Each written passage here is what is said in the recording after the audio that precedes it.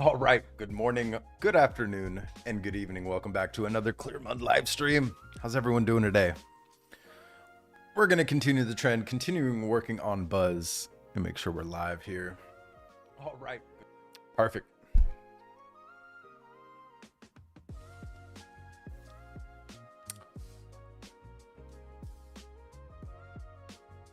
All right, we are good there. We are good there.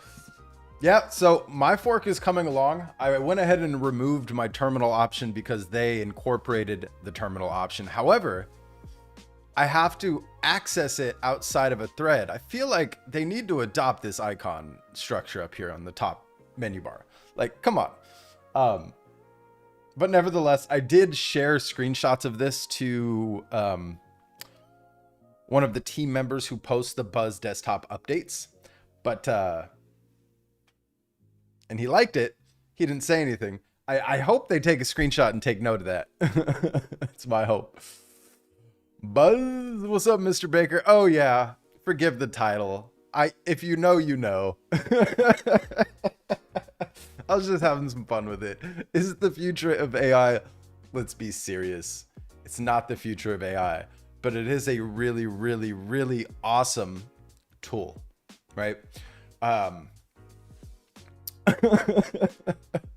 we doing today, Mr. Baker? Happy Wednesday, sir.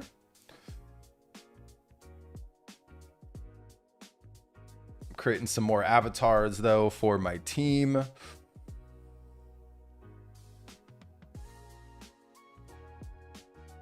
We can actually close that.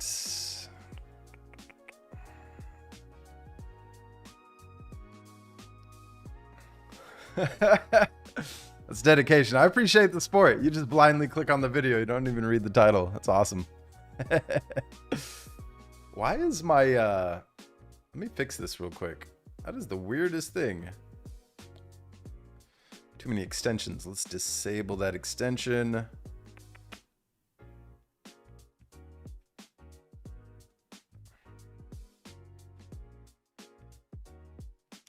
Yeah, to be fair, nobody knows. Nobody knows. But yeah. All right, I got to fix something real quick. Stream, give me 1 second.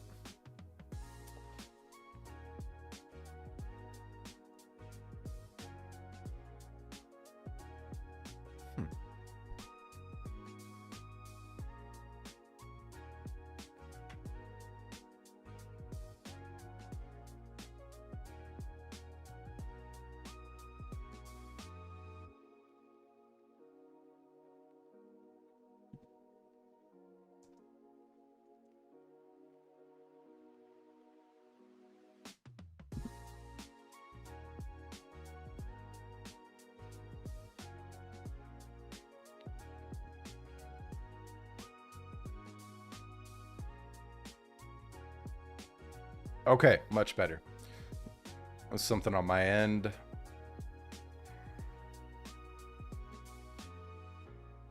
No, I'm still having issues with interesting.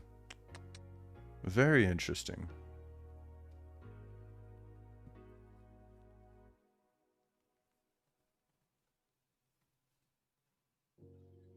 All right, we'll deal with that later. It's not a big deal.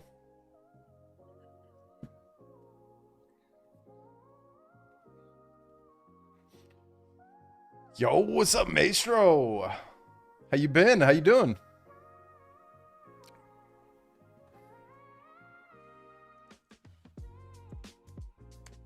Not sure why whatever those characters were switched to yellow now.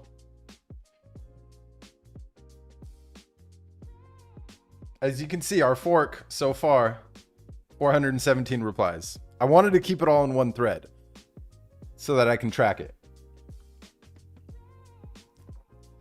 Yo, what's up, Whoosh? How we doing today? Hey, thank you, thank you, thank you. Yeah, listen, I'm handing off that code base to my Hermes team this weekend. And I'm gonna have to create a mechanism for bugs and feature requests so that every week it ships a new version of ClawCrib. Same with Prompt Browser. I'm starting off with those two. finally cleaned up my Hermes agent team, and that was supposed to be their first responsibility, but I just got a little carried away. And yeah. Nice. Let's go. Very nice. Oh yeah, I'm still working with both. I work with all three at this point. Let's actually go check. Listen, we're gonna work a little bit in Clearmuds as well. Let's go to OpenClaw agents. Okay, I don't like these names, but let's see what's up. I want to see how the YouTube script output would look on Buzz's side, right? Getting away from my old Claude CLI workflow. That, as you guys know, may or may not know, right? I built this front end, and this actually calls on, we did this REST API wrapper solution to where this calls on Claude in the CLI and runs the OG YouTube script output flow. But I want to see, right? So I'm talking with Muddy, and by the way, Muddy was far easier to set up than Hermes in Buzz. So let me rephrase that. People don't know Muddy. OpenClaw was way easier, and I'm having a much better experience chatting with my executive assistant through Buzz via OpenClaw rather than Hermes. I'm not even going to bother with Hermes on Buzz. It's just pointless. Hermes has its own desktop app. Like there's just no point. I think it's a connection you don't need. Unless, of course, you want some type of relay from one team to the next. Then that makes sense. But otherwise, I'm not going to migrate my entire team into Buzz. It just doesn't make any sense to me. I'm enjoying the Tracer desktop app. The moment it allows me to pull in multiple different agents into the same workplace. It sounds exactly like Buzz.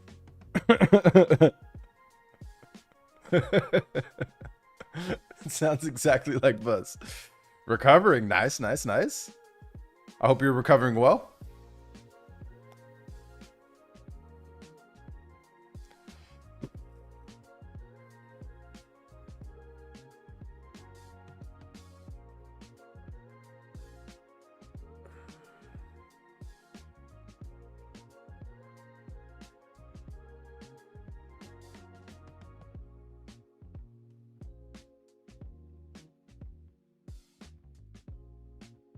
Oh, yeah, we can't reach that path from here because that is a...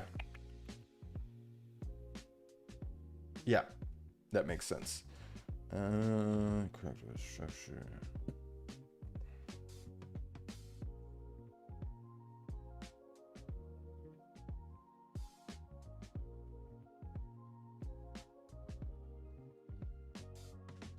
Oh, Jacked went ahead and restarted Buzz while I was working in it. That's hilarious. Let me spin that back up. I'm like, whoa, wait a second. Yeah, it was very problematic. It was... I have it working. I recorded a video yesterday of me just figuring it out, and I didn't take any manual steps. I just chatted with... Ooh, that's an ugly yellow. I do not like that at all.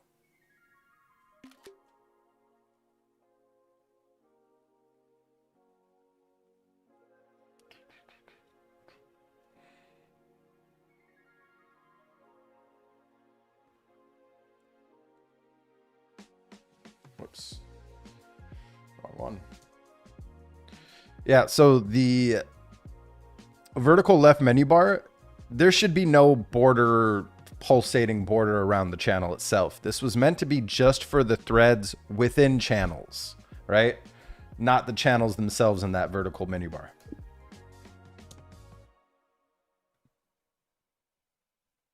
All right. Let's go back over here. Let's get out of there. Let's work out of Clearmud.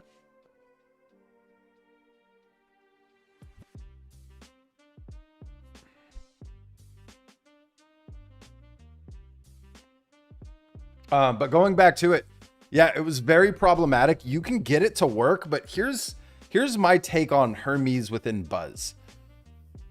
The Hermes desktop app is becoming better and better and more mature. Like, I think that, yeah, I think you should use Buzz for Buzz. Now, if you want to bring in your entire Hermes agent team, then why not just migrate off of Hermes agent at that point, right? Like, unless of course you want to have a separate Buzz team and then you want to relay that information to your Hermes team, well, then I would set up at least your executive assistant, your orchestrator, or your default agent profile into Buzz so that it could communicate with your Buzz marketing team, et cetera, et cetera. Like, I don't know. I'm just not seeing the purpose of it. So, like, yeah. Yo, what's up, Trotman? Yeah, there's a lot of buzz around Buzz. It is good. It is good. It's still very young. It's maturing. I forked it, and this is private, by the way. I'll release it if there's enough demand, but honestly, I improved it for me, right? To spend more time in Buzz, but they're already starting to incorporate some of the features that I vibe coded into this build. So I have a feeling in a month's time, all of this that I built out, the markdown render preview, the embedded browser, the activity tabs spinning off to the right, they already incorporated the terminal. So I removed it as an option up here. Let's actually see. Yeah, it removed it as an option altogether. But what I hate about their terminal is like, look, I can't trigger it right now. I have to close this thread to click this button here. So the UX of the terminal, of like the placement of how you invoke it, it's not intuitive, at least not for me, right? Maybe I just got accustomed to my custom bench, so to speak.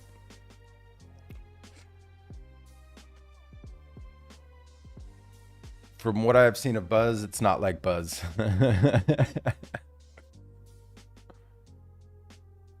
Hey, wishing nothing but the best, man.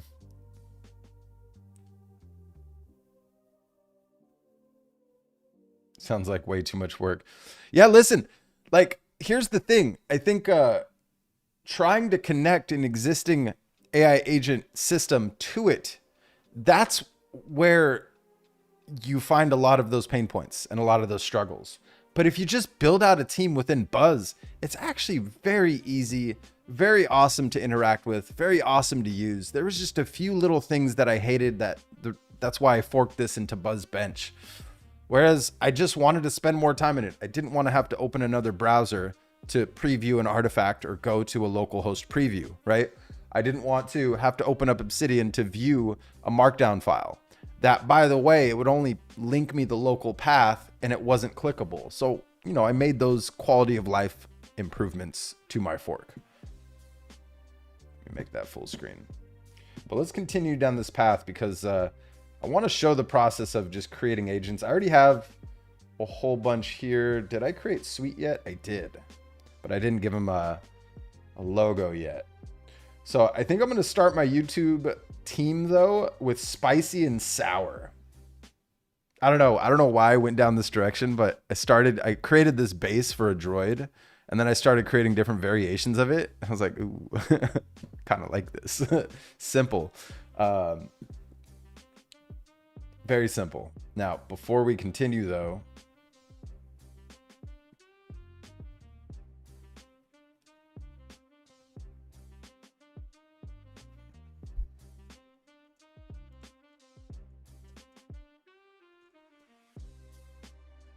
will be Sour and Spicy. Prepare a handoff kit for me to bring into a shared channel with a new team, yourself, and our marketing department.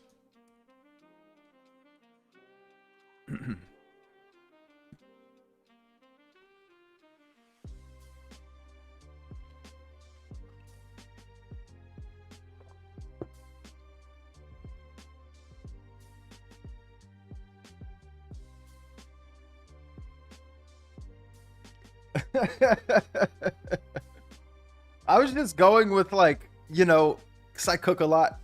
I was like, oh, I've never created a team of agents based off of tastes, right? And I thought it would be a fun experiment. So that's why I started doing that. I actually did just finish. Where is it?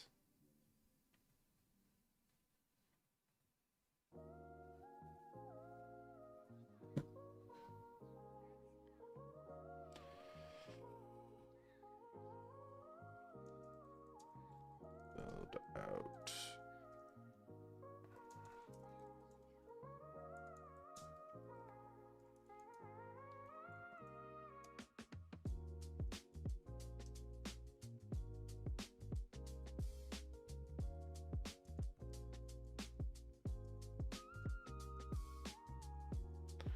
I haven't tried lacing them like this. Let's see what happens when we bring 6 in the same channel.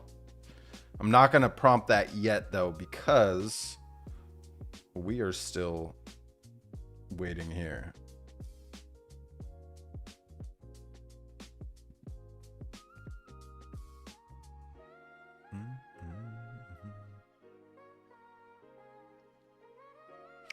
All right. That's there. Let me just check one thing real quick.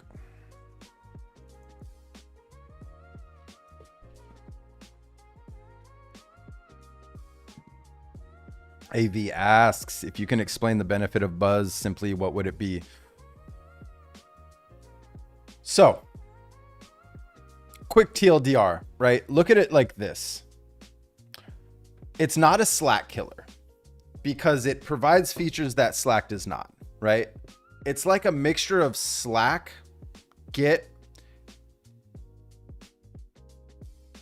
and core features from Hermes agent and OpenClaw and other harnesses like Pi. I haven't tested Pi personally, but it's just such a retail and user-friendly process of creating your relay, creating your team. It comes pre-deployed with a team.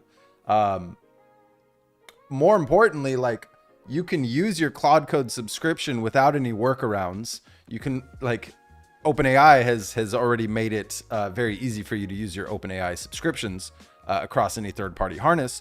But it's just so seamless and easy to get started when you compare it to the likes of OpenClaw or Hermes. It's actually very difficult to get started, and it doesn't have the Discord plus Slack features that allow you to collaborate with your agents or humans or both, right? Yeah, hope that explains it. I could probably explain it a little bit better if I were to prep some type of visual aid, but that's just top of mind based off of my, 8 days of using it. What's up, Nikolai? I'm loving it. Nice, nice. That's next up for me, is to deploy a self-hosted version on this server behind me. Yeah. Yeah, this is probably a better way to explain it too. Right? It's an open source workspace that, instead of having your agents be bots, they're actually full users. So they're equal to your human users. You also have the capabilities to schedule crons, workflows. You can create as many team members as you'd like, as many channels as you'd like. Project management, as well as code base management and review. Yo, yo, yo. What's up, Kaval? How we doing today?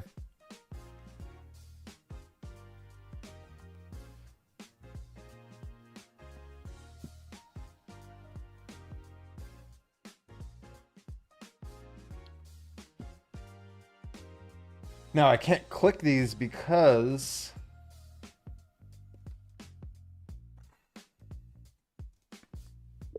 all right, I want you to, instead of sharing the path to that markdown, because keep in mind your server is not local, so I can't view, I'm getting an error when I click that markdown file. I want you to include it as an attachment in the channel I'm about to tag you in. The channel and thread I'm about to tag you in. Stay tuned.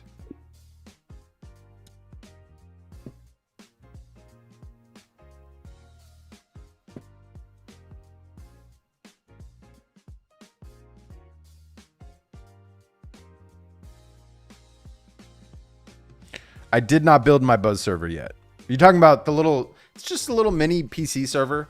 Nothing crazy.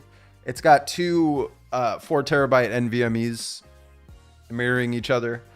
It's got 128 gigs of RAM. What is it? I think it's a 16 core, 32 thread. Ryzen AI 395. And that's it.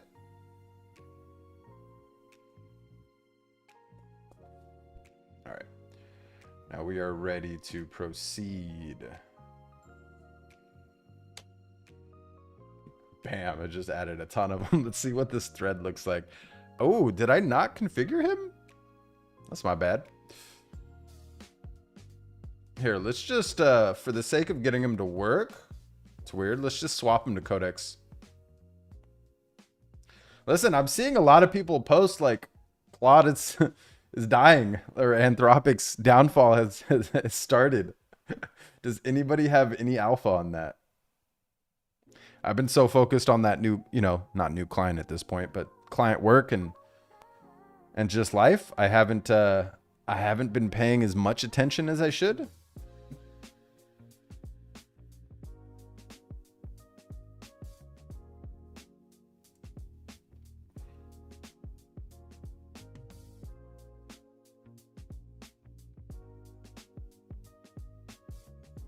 Okay, it might have been a bad idea including them, but nevertheless, I'll take the point.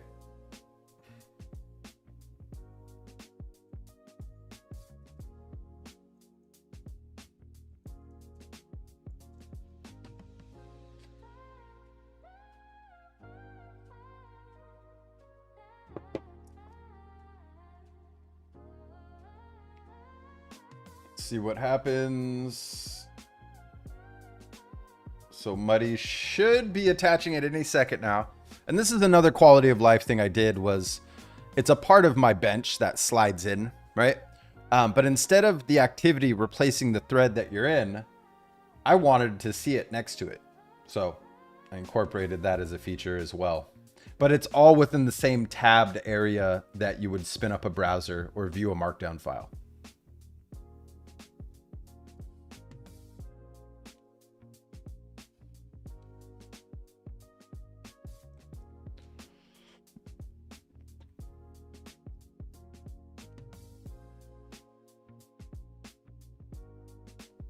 I didn't see your first post. Tracer? Please explain.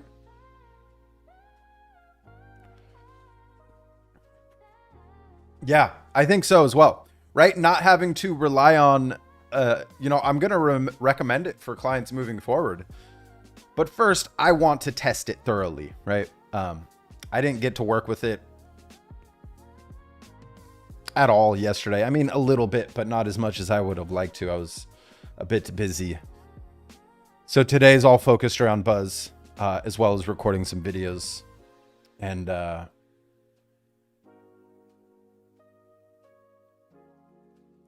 been having a lot of fun with it. I haven't been using the projects directory as much. I created a base just to learn how it works. But if you tell your agent that's responsible for engineering, or any agent for that matter, like your default team, Fizz would probably handle most of this, but you just say, hey, create a repo for this project that we're working on. But you do have to explicitly say, create a repo. Otherwise, the projects directory is going to be empty. And let me give you an example. Let's go to our demo account here, experiments, and please create a repo for this. And let me show you, right? There's no projects in here because I haven't asked it to create any repositories. But all of the data is local in your root.buzz directory.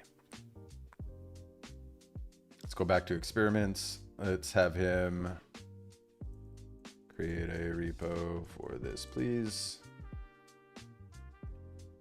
All right, let's go back. Oh yeah, I was trying to debug why my workflows aren't showing up. I have at least 2 set up with my marketing department. So let's debug this together, shall we? Is there something I'm just missing?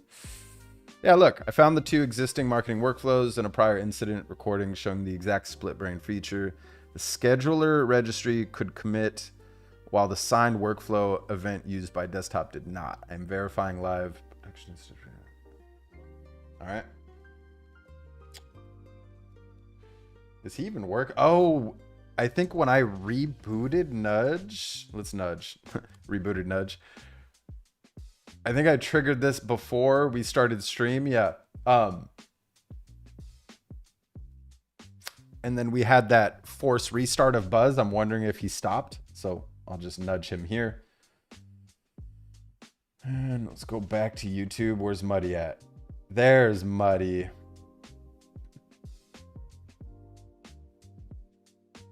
I feel like there should have been more for that, but I feel like that was way more detailed over here.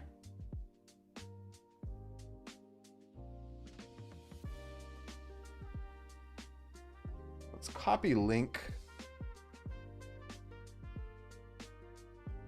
Yeah, no, that's not going to work, is it? I work with Claude to spec mine out and get the latest documentation process. Built it out with the following. Ooh, I don't see your second post.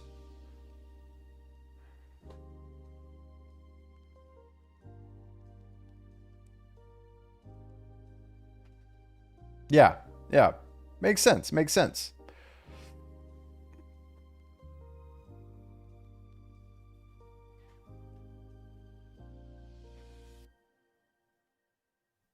Okay, nice, nice. Yeah, I feel like it shouldn't need that much storage and that much dedicated resources towards it. But I feel like, you know, a 4-4 combo is just comfortable. Hey man, hey, welcome. Late night in Thailand here, running Fable to Codex plans, running out about 70 agents 24/7, but I generally run out of Fable Thursday if you're Opus. Any tips for it? You know, I personally had a similar setup, right? I had a $200 a month Claude Max sub, $200 a month OpenAI. The amount of work you get done on one $200 a month OpenAI sub is just ungod. It's insane. It's that is insane. I will say that. Listen, I downgraded my Anthropic sub to the $100 a month plan. I'm relying on Claude models less and less and less. Instead, I'm going to allocate that 100 to an OpenRouter or Ollama sub. But, you know, I'm a bit confused, like any tips for it. So any tips for what? Are you talking about just running out of Fable too soon? Is that what you want tips on?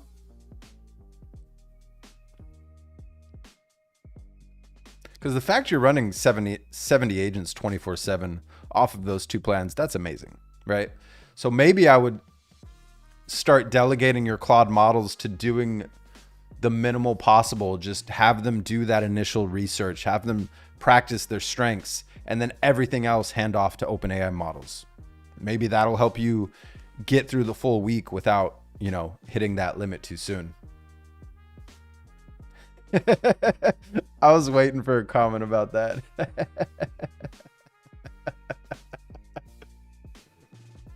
It's really easy. It's really easy. I don't even think I had to authenticate GitHub because it's authenticated across my system, right? But I did have one of them. I want to say it was in my experience tab, experiments. Let me go to that GitHub account. And I think I called it BuzzBench. Yeah, it created a repository and everything for me. But you just got to do the GH, what is it? First you have to log in and then authenticate. And then you're all set. And then you could just tell any one of your agents, assuming it's all local, right?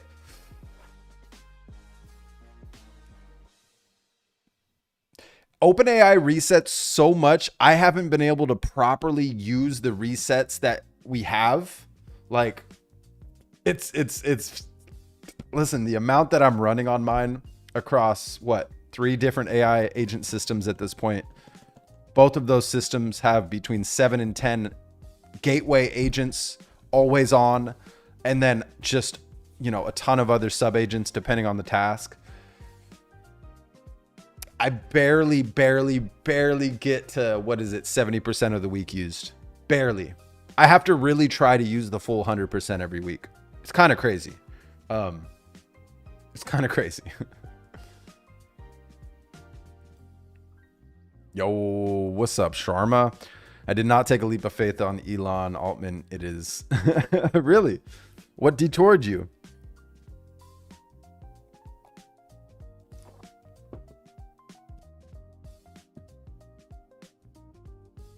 Opus orchestrating to keep it in line. Yeah. Yeah, like maybe Opus just does the research, right? And then creates the plan, and then you have your OpenAI models orchestrate. You see my point? So like use the brain of Opus and Fable for its capabilities of planning and research, and from that architectural mindset. But then the orchestration itself just follows the previous handoff, right? So have OpenAI handle that. You might save usage. Yeah, right on.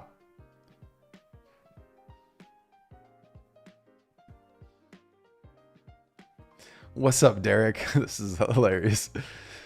Listen, I'm not surprised by it. That's so funny. I'm waiting for Mr. Baker's comeback here. Hope it's been a good type of busy, Derek. And then I hope you enjoyed those 3 days off with the fam. That's awesome. It's good to step away. It's good to step away. Hey, of course, thank you. Thank you for joining us. Thank you for the questions. And thank you for staying up late from Thailand. It's been a while since I've been there. I think it's been, 10 years since I've been there. I need to go back.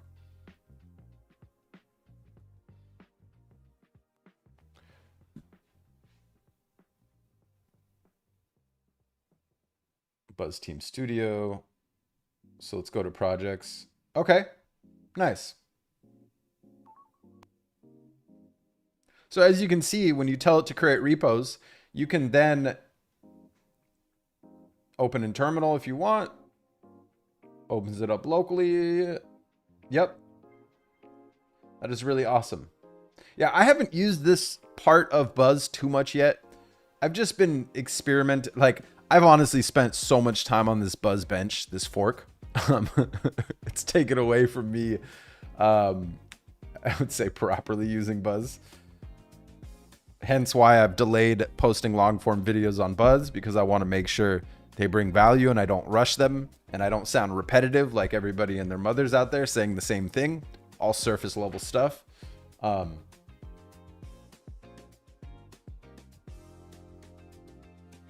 Okay. This is I'm gonna do this later, but I'm just gonna prep that. Let's go to YouTube.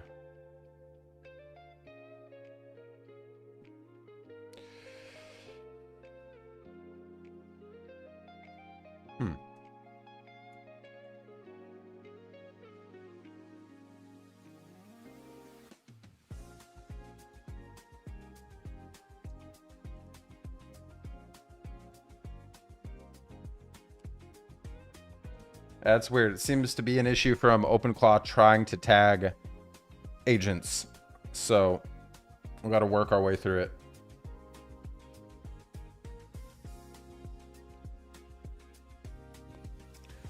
Brett Adcock, of CEO of Figure, launched new internet use model called Hark Handoff, outperforming 5.4. Opus. Interesting. Oh, really? Nice, nice.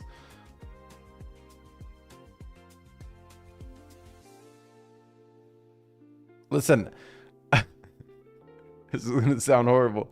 I use Sol for everything. Because I don't pay retail API cost. Like, and I don't have weekly usage issues. I just use Sol for everything. Like, I should probably test and compare Sol to Terra and Luna. I think that might be a good video, but nevertheless, I just use Sol across the board for all my systems. Like, the only thing I change is the level of effort, the thinking level. I range between medium and high. That's it. Those two options.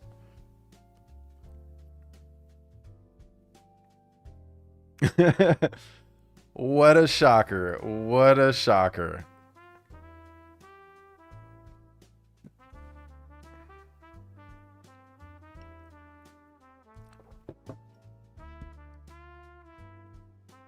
Okay. Okay. I'm going to have to check that out. Yes, they can. They can if you set that as a rule, right? They can for sure. For sure. But out of the box, can they? No, you have to configure that.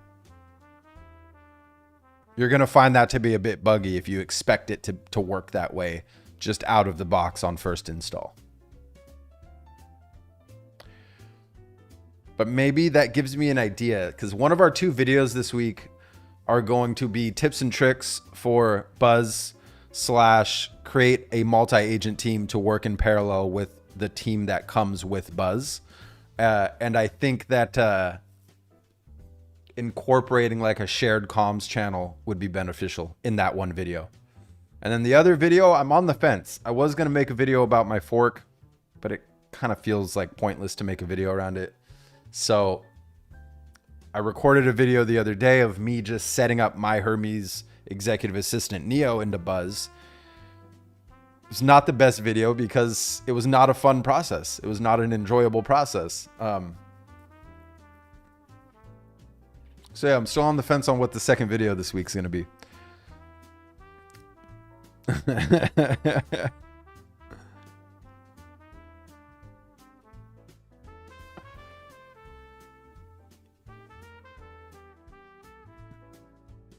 Tracer link. Oh yeah, look at that. Let's go check it out. This is what Mr. Baker's playing with instead of the hyped Buzz. Oh, you know what? I gotta say, nice attention to detail here, Tracer. Allowing you to scroll this within the container. That's funny. Wow. This looks like just, yeah, this is Buzz. This is Buzz. But it costs money. What's included in the free plan? Oh, bring your own agent. Got it. So connect. Got it. Got it. Got it. So it's if you want to utilize tokens through them, then you have to pay, is what I understand. Love that.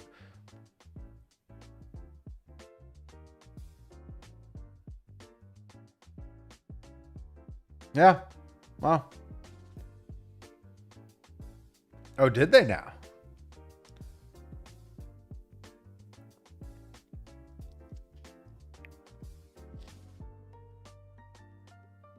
For me, medium, personally.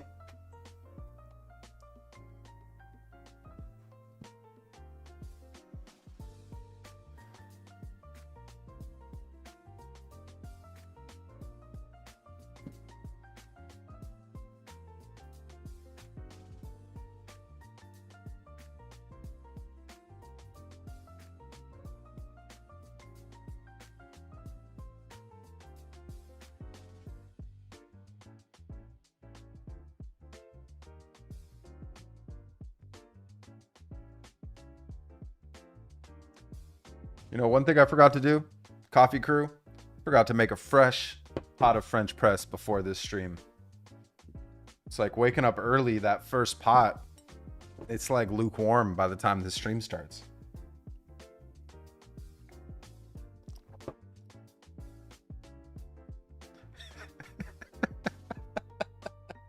It's like Buzz. It's not Buzz. I could just imagine you raging right now. Yeah, this one, this is a fork of Buzz. Yeah, I'm calling it BuzzBench right now. I just did some quality of life improvements in mine. And I can demo some of them really quickly if you want to see them. Where did I create some demo stuff?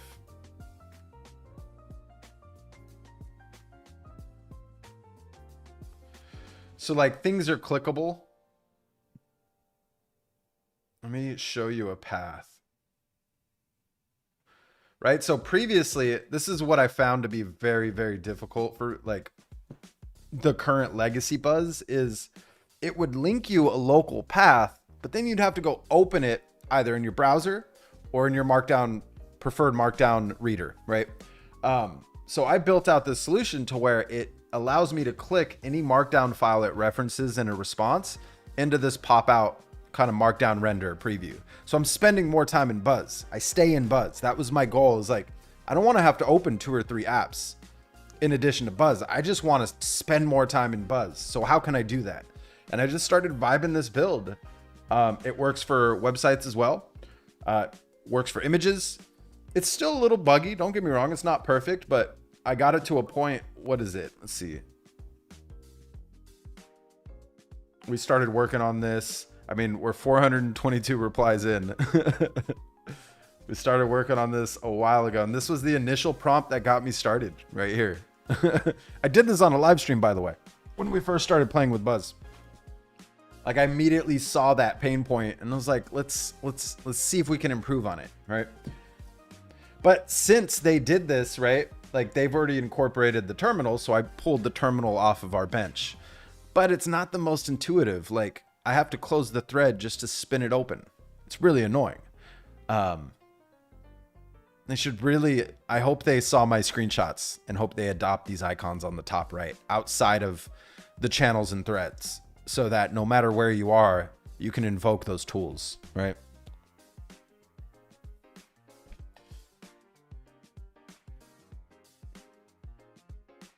All right, that yellow is a bit too neon for me, but I'm not going to focus on those tweaks right now, but I am going to add in a prompt into that thread.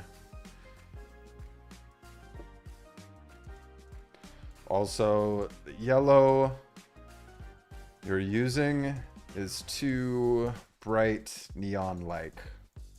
It should be a soft yellow amber, similar to the highlighter effect we already have on threads to indicate which one we have open in any given channel. All right, so I'll send that a little bit later, because I know once I have him do this, he's going to restart my fork. And we're working right now, so let's continue the work.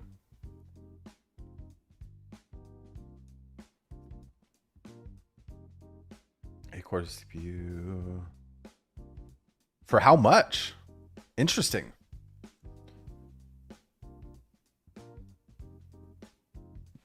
Tracer is really intended for agentic coding. Buzz is a social network for agents. The two concepts are completely different, and I will die on this hill. So I don't think Buzz was created as a social network. I think that's just an added feature, right? To my understanding, Buzz was a tool created internally for the block team, right? These social network functions, yeah, I don't use those. I'm not going to use those. Is it just because Jack Dorsey created it, you assume it's a social network first? It's not a social network first. It has those capabilities. I don't plan on using it as a social network, though. Yeah, I don't know. I don't know. I feel like, yeah.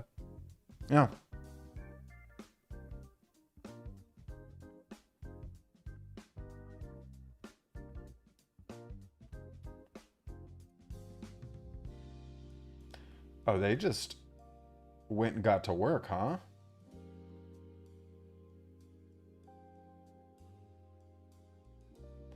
I'm not gonna read that right now. Let's go back and see how this all happened.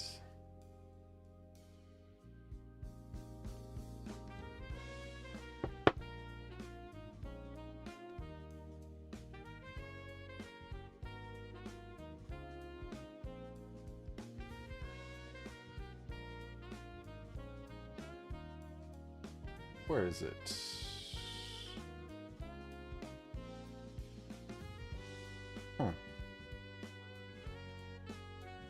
I'm guessing maybe they edited the canvas for the team? I didn't even give it any team instructions yet.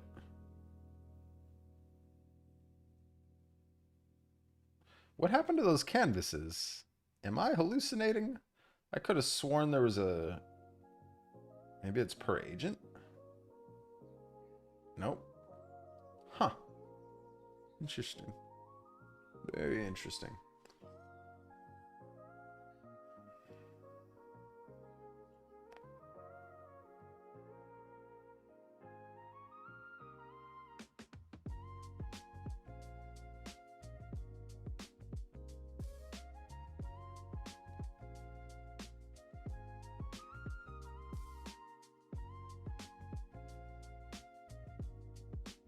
Yeah, they're just straight up creating packages. Prioritize sprint and ownership. Research the disposable proof end to end. All right. Let me get out of here.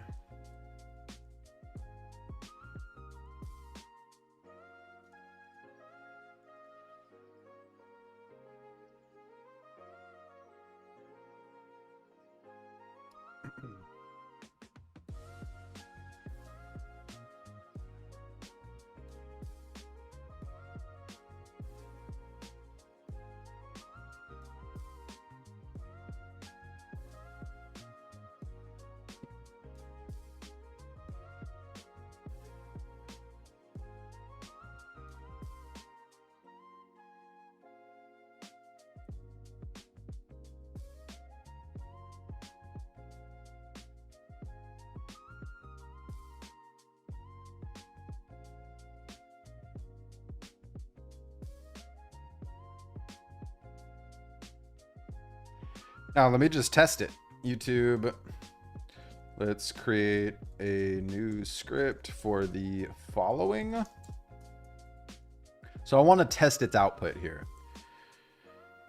Buzz. Tips and tricks for Buzz. Set up your multi-agents team. Let's see what happens. Let's see what type of research it does. Let's see if it follows.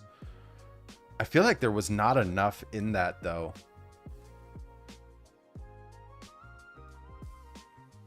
But I just want to see at this point. Yo, what's up, Koi? How we doing today?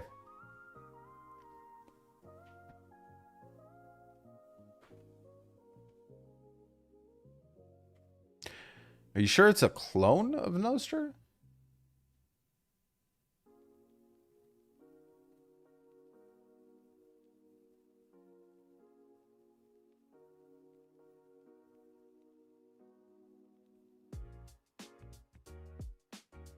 Yeah, this is where I'm falling, Mr. Baker. I think maybe you're just...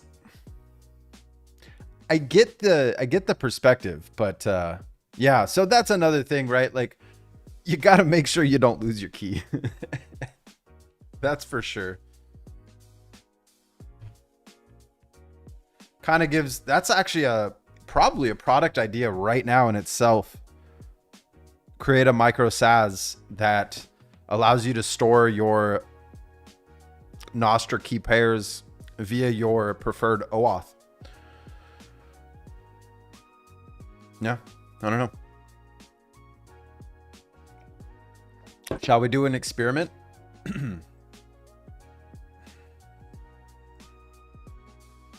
Let's pop open Fizz and Jacked in our demo server. All right.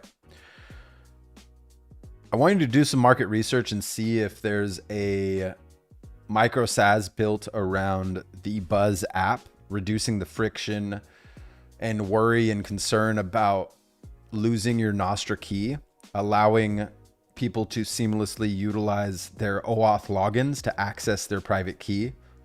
What are your thoughts around this?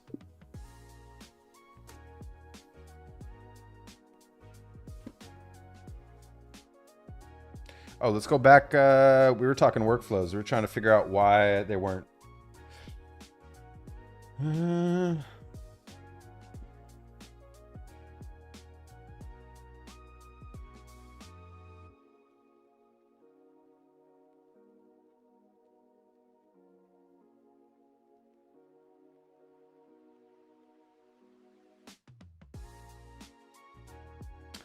Oh, it wants to open a PR draft against block/buzz.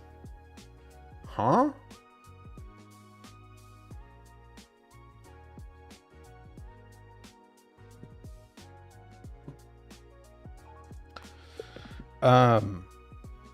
Is that because you're referencing the repo in our project? It should have been a local.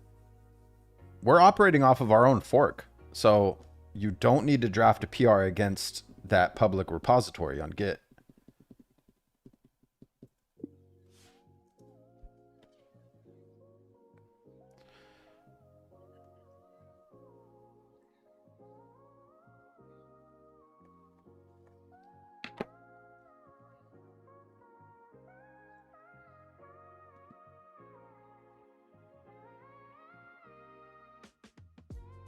It was a fun play on, listen, around here, I hate hyping things up like that. That was just a fun play and a jab at, at the industry.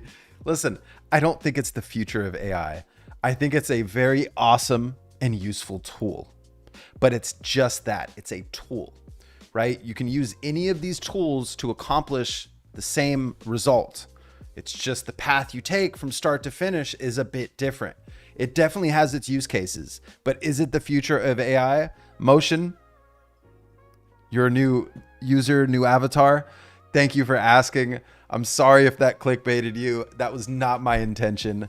If you stick around long enough, you know that I do not like calling every single new thing insane or game-changing or revolutionary. I'd rather take a practical approach and experiment the things myself and show the results and show all of the pain points along the way. That's what we're all about here. We're all about building in public. So, yeah. Is Buzz the future of AI? I don't think so. I don't think so.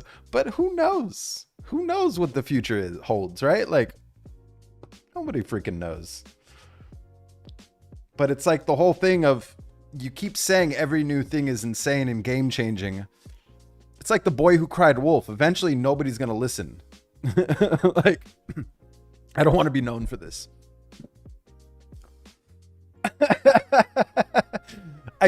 I clickbait Mr. Baker sometimes.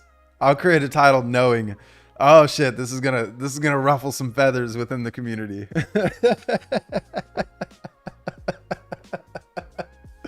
I'm dead. Yo, what's up, Sean? How we doing today?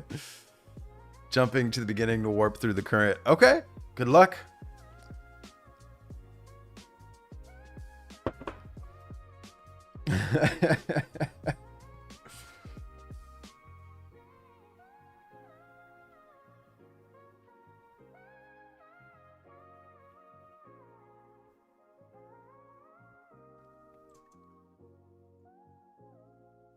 All right, he still didn't answer my question. Let's go back.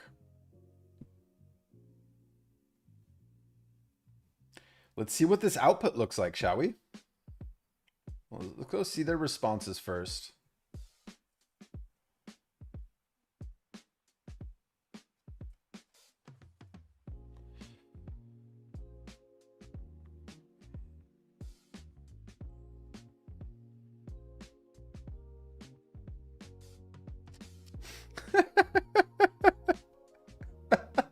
I'm dead. I'm dead.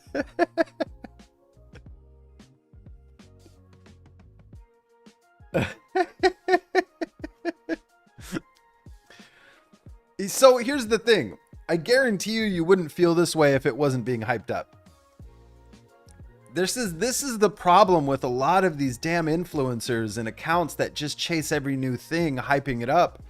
It's like people trust it less.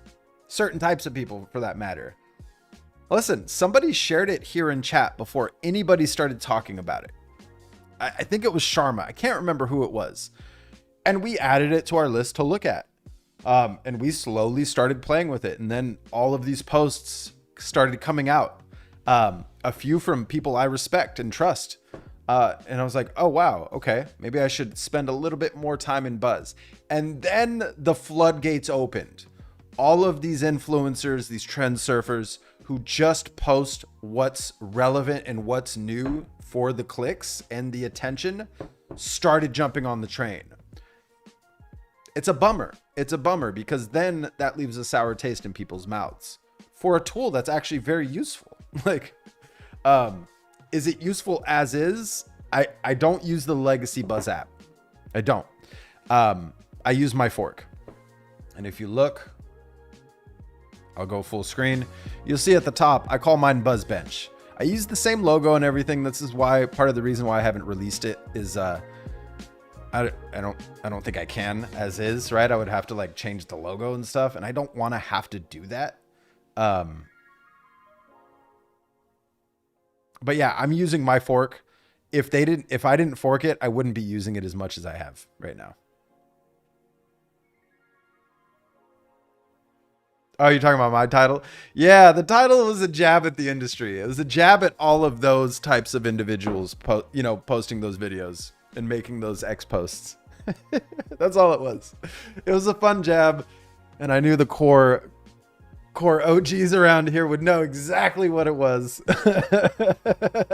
Because my honest take is no, it's not the future of AI, but it is a very damn useful tool. And I'm using it every single day now. Listen, it's not replacing OpenClaw and Hermes for me at all. But yeah, I think it's going to help onboard a different type of individual into AI. Those that are initially scared or confused of trying to set up their own OpenClaw. I know they have these one-click solutions and everything, but you still have to manage everything, right? There's a lot of people that I show OpenClaw and Hermes to before Buzz was out who were just like, yeah, I'm not going to take the time to learn all that. Like, people are living their own lives out there. People outside of this, I don't want to say bubble because I don't think we're in a bubble, but people outside of this kind of ecosystem of AI tech nerds and AI enthusiasts and just experimenters, they don't know half the shit that you can, like, not even half, like they don't even know 90% of what you can accomplish, right? And they're not going to take the time. Most of them are, heads of family working 9 to 5. Like, they don't have the time. I think Buzz reduces some of that friction, and it gives you a graphic user interface that is familiar because a lot of people use Slack. Yeah, I don't know. That's my 2 cents. It's the brain rot. All goes, yeah, something gets hot, then you want to chase. Yeah, exactly. It's a bummer. That's also why I didn't rush my videos out last week. I didn't want to oversaturate YouTube with just another Buzz video. And I also wanted to take my time. So this weekend's videos, I think they're going to be awesome, personally. I'm excited about them. But yeah, that's why we've been essentially streaming Buzz the last 2 weeks. We're just learning in public. Like, we're not here to hype shit up. We're here to just experiment live on stream.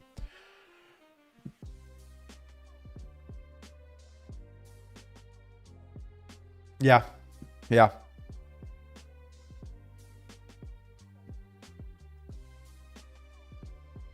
Yeah, exactly. Mr. Baker, very good insight. People only chat with ChatGPT. They treat it like Google that responds back. Like, a lot of people use it in this manner. They have barely scratched the surface, right?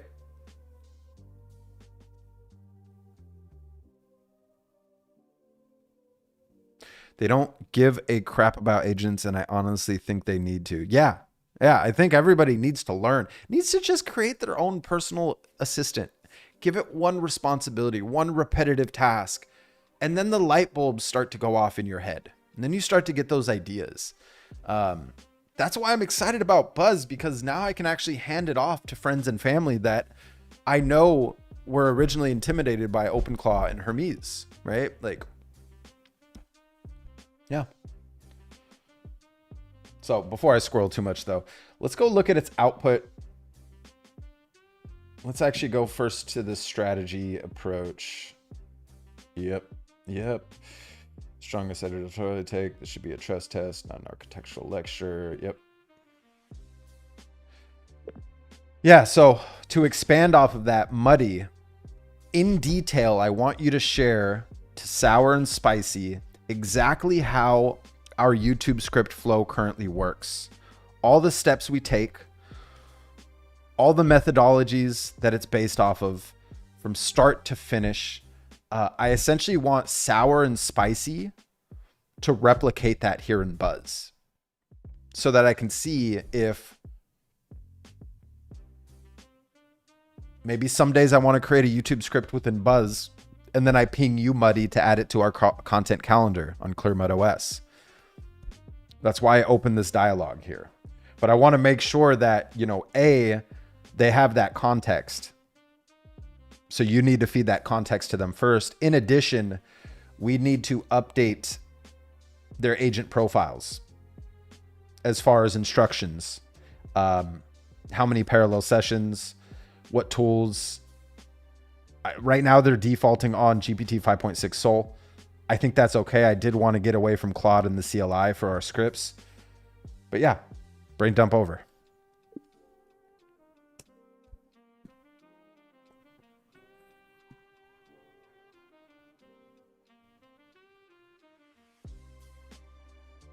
Now let's go over to the script and actually really quickly. I kind of want to go make some more coffee. Do we take a little quick intermission here? And just leave this open?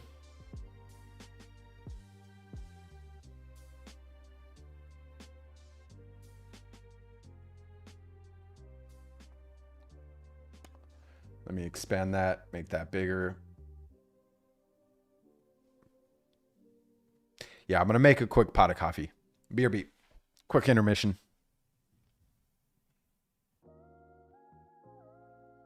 And when I say pot, I mean French press.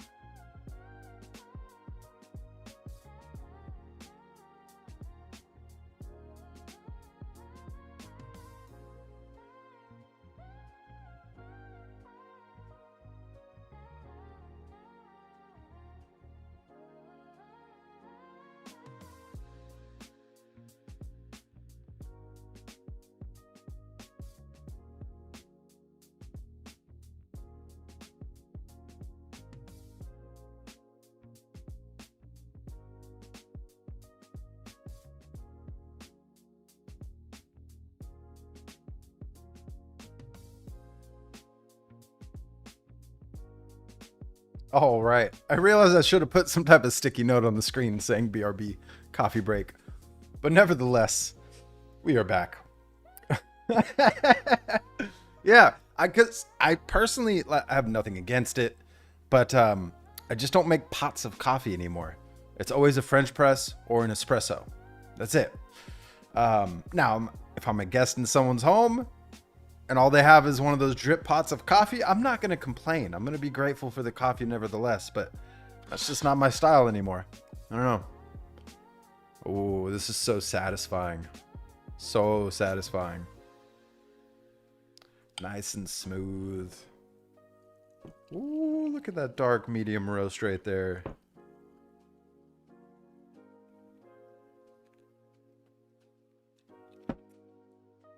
We are good to go. Now, desktop has voice mode for type work. Yeah. Yeah. I've been playing with it. I thought about making a video around it, but again, it felt like I was chasing the release of it. And it's sad. It's like, that's most of YouTube right now. If you're not chasing the release of every new thing, you're probably not going to be as successful, right? That's just the reality of it. Good day, Sky. How we doing today? Interesting. Interesting.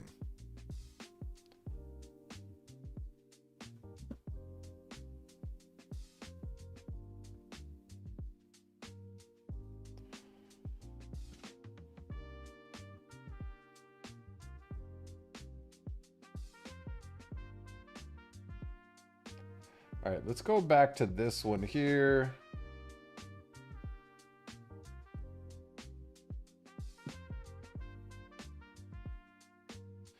All right, I've got to figure out why your tags aren't working properly, but I'm going to do that individually.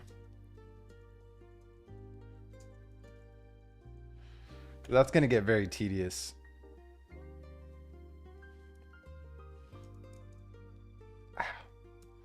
Ah, I meant to type more. I just burned myself though. That coffee's hot. Let's see if you can figure it out just based off of that. Erase Muddy on this one. Please see Muddy's response above. Yeah, that's one thing that I kind of dislike.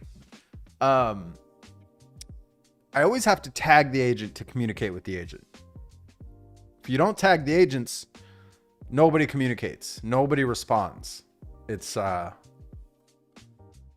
haven't yet tried making a specific channel or thread to see if I could just assign an agent to that channel and no matter what they respond. I feel like it's something I want, but it might get annoying. You know what I mean? Yeah, I'm liking it better than Discord for sure. Now, as far as a public-facing community, I'm not going to do that until it becomes more widely adopted. Let me put an asterisk there. If it becomes widely adopted, I feel like Discord is still going to be where our public community is for now. But yeah, it's, you know, my original thing was, can I replace the use of Telegram and Discord using Buzz? And the answer is yes, I can. But Hermes side of life, I'm still going to continue to use Telegram for the foreseeable future. But OpenClaw, it was a lovely process as far as incorporating Muddy into my team of agents here. Now, I do plan on deploying my own locally hosted Buzz here at some point. So this is all just local on this daily driver that I have here, but we are using a public relay by Buzz. Yep.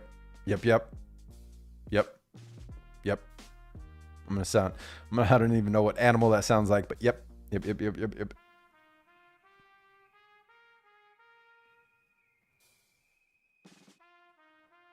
Oh yeah. And you can also tab whose activity you're seeing on the right as well with this fork.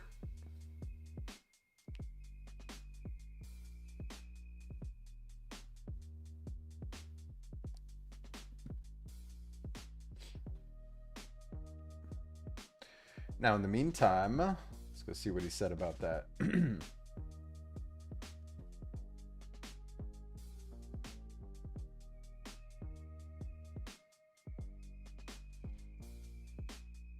All right, I don't need to respond to this.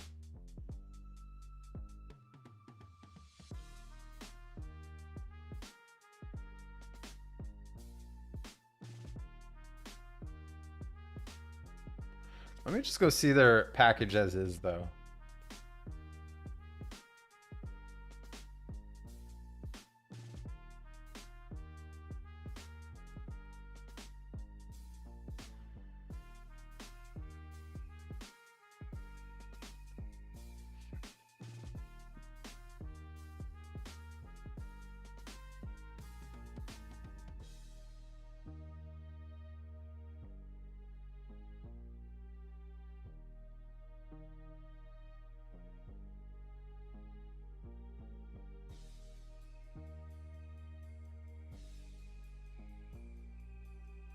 It's not a whiteboard. What's going on there?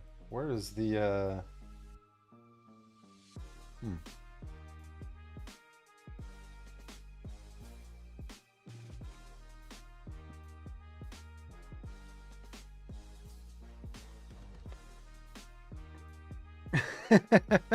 Yeah. But I mean, a lot of the power in Buzz as well, like, is that shared compute as well, which I haven't even scratched the surface on. Like, that is really awesome. Like, from that perspective, Mr. Baker, like, it's got a lot of power.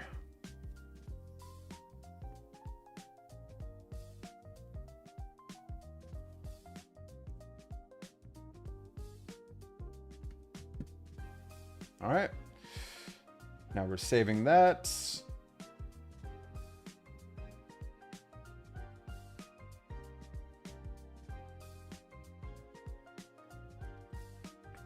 It doesn't, but it's provocative. It gets the people going.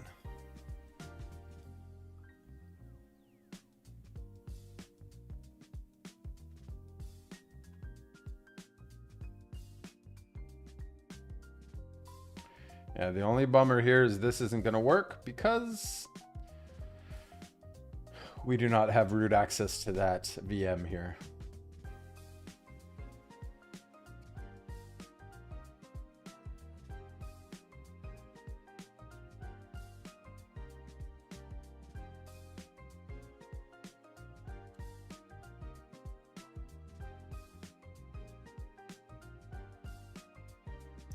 What is this weird spacing? Come on now. Hate it when it does that.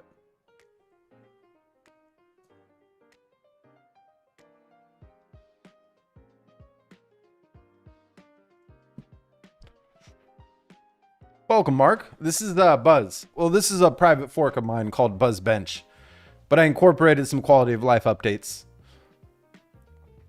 But it's Buzz at its core. Oh, I almost did it again. I almost did it again.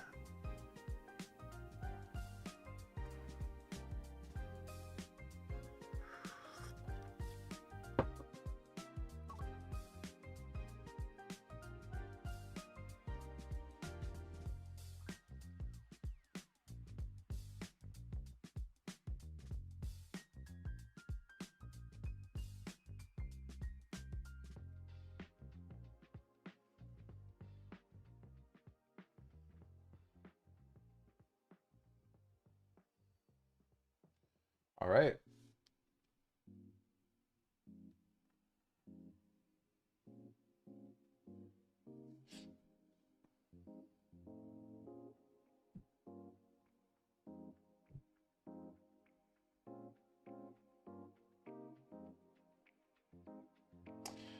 Let's see if this pipeline works. Interesting.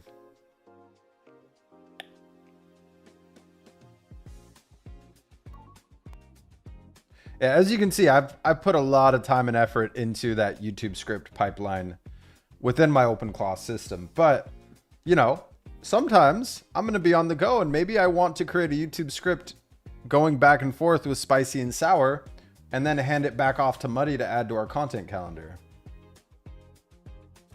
Options, you know?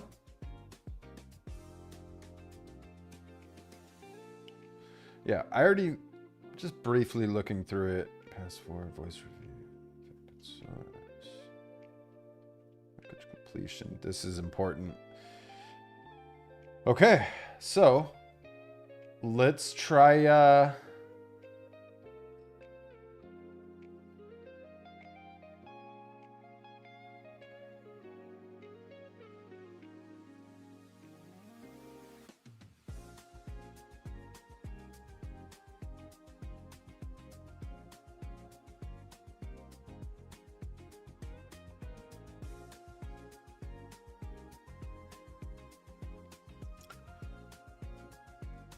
and just to be clear, let's actually just go test it. Let's just go test it. New YouTube video idea. How to set up a team of agents on Buzz.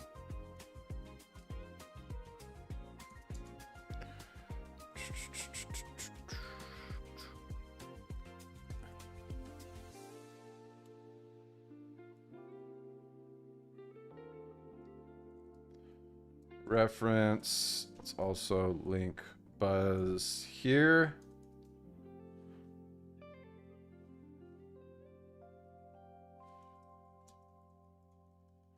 Let's use our marketing team and YouTube team for that matter as examples. Oh, and see, that's another thing I really hate is if you forget to tag your agents, I just delete the message. Always start off by tagging first. So I'm just going to tag my YouTube team and then I'm going to type in that prompt. So weird little thing, right? I just have to get in the habit of tagging them or starting a new message in a particular channel so that it kicks off that thread with that respective team or agent or agents for that matter that you want to incorporate into the thread.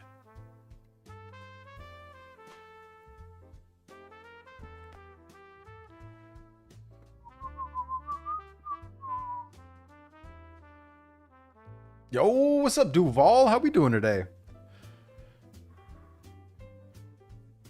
Man, we almost had a second spill.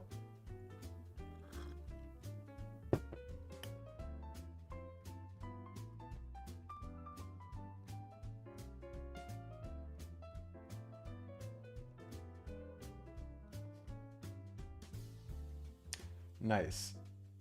Okay. Yeah, this is the exact format that Claude CLI workflow works. All right. We're just waiting for their response here. Let's go check their activity because I'm very curious.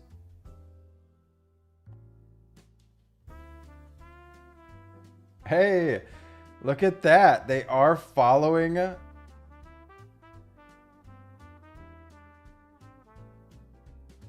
So instead of watching activity, let me see what their responses look like here.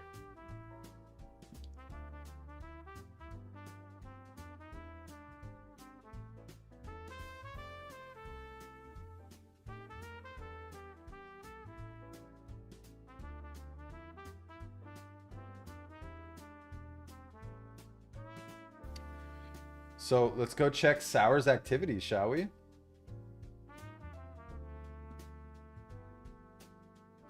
Because we're just watching. They're doing their thing right now. They're following that flow. Let me go back to it. Of our pipeline that we have finely tuned. I think it was this thread. Let's go back up to native YouTube script workflow. Yeah, they've prepped the prompts. They're just following this flow. So like the idea for me is, you know, previously if I was on the go, I would just send Muddy a voice note and he would force a script through the process. But now I have the option to run the same process on Buzz and then hand off that script to Muddy so he adds it to my content calendar, which I still use daily, right? It's my custom OS I built within my OpenClaw team.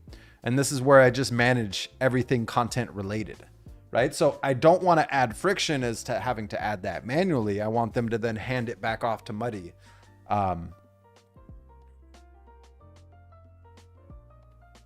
Yeah, right there. 1 or 2 is more than enough.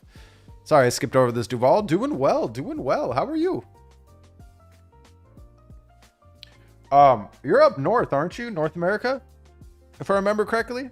I don't want to dox you or out your location, but are you safe from those fires? Did those fires end?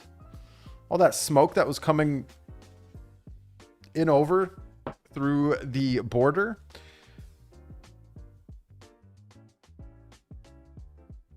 Yeah, right here. Like, this is key for, yeah, that's right. Okay, I remembered. Yeah, are you okay from those fires? I'm sure you're far enough away.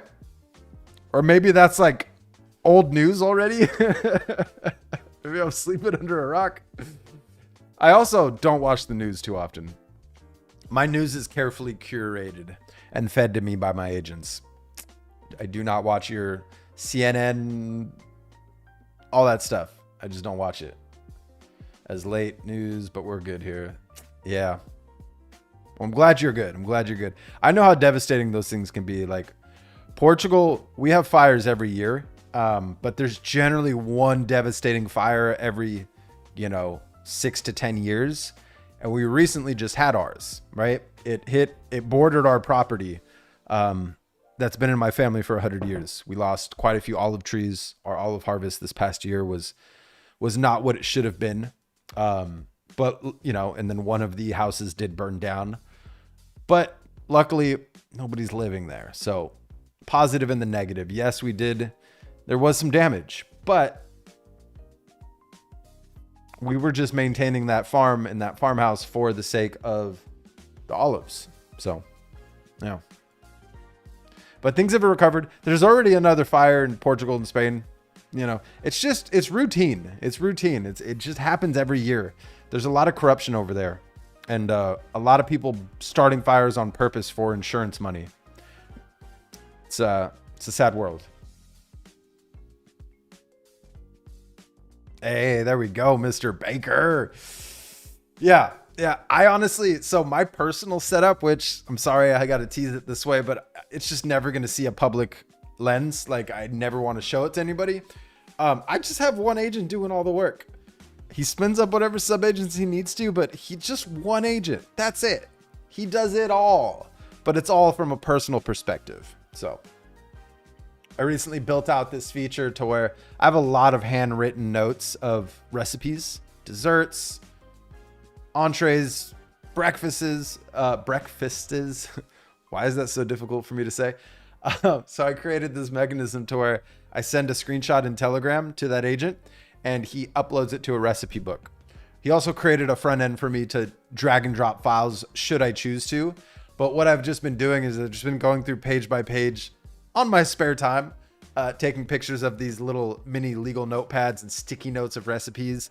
And he's just been adding it. It's just been awesome. It's been awesome. He's also responsible for remembering important birthdays in my life. No longer I'm going to rely on Google Calendar with a scattered variety of different emails reminding me.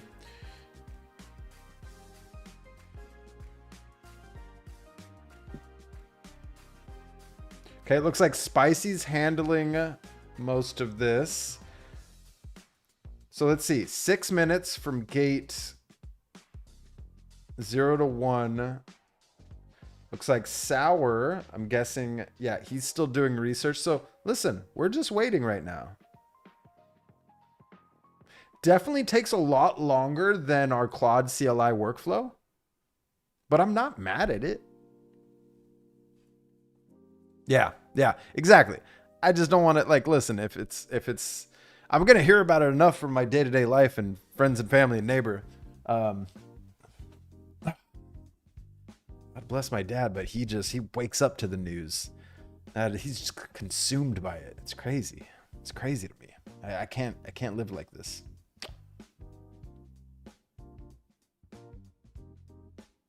Nice. Nice.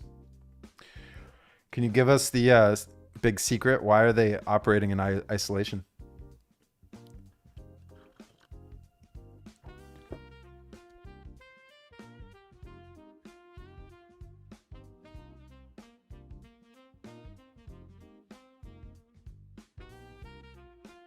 Great question, Mark. Spend more time in it.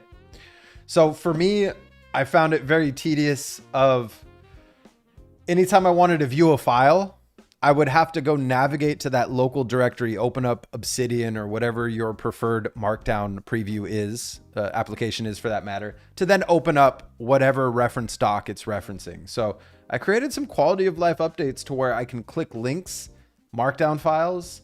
I had a terminal previously, but since they recently incorporated that terminal in yesterday's update, I pulled it from our fork so that it wasn't conflicting in any way. But previously I did have the option to split down a terminal here, right? And I will say, I hate, like, they need to improve their UX because I also split my activity over to the right so I can see it instead of it being replaced by thread. And then last but not least, an embedded browser. So I primarily did this for my marketing lane to where, you know, I have an agent dedicated for X and LinkedIn now. And I can just log into X or LinkedIn here, copy, post, edit real time, all within one interface. I don't have to go back and forth between multiple applications. That was my reason for forking it.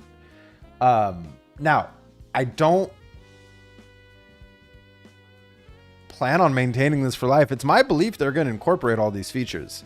I was just impatient and decided to fork it privately, of course. I'm not like trying to publicize it or promote it or it's a private repo. It's not public, right? But that's why I did what I did, because I just wanted to spend more time in here. I wanted to make my experience more enjoyable in Buzz, and I didn't want to wait for them to do it for me. You know what I mean? So, but we're running into some bugs, right? Like I have to restart, I think, what did he find with workflows?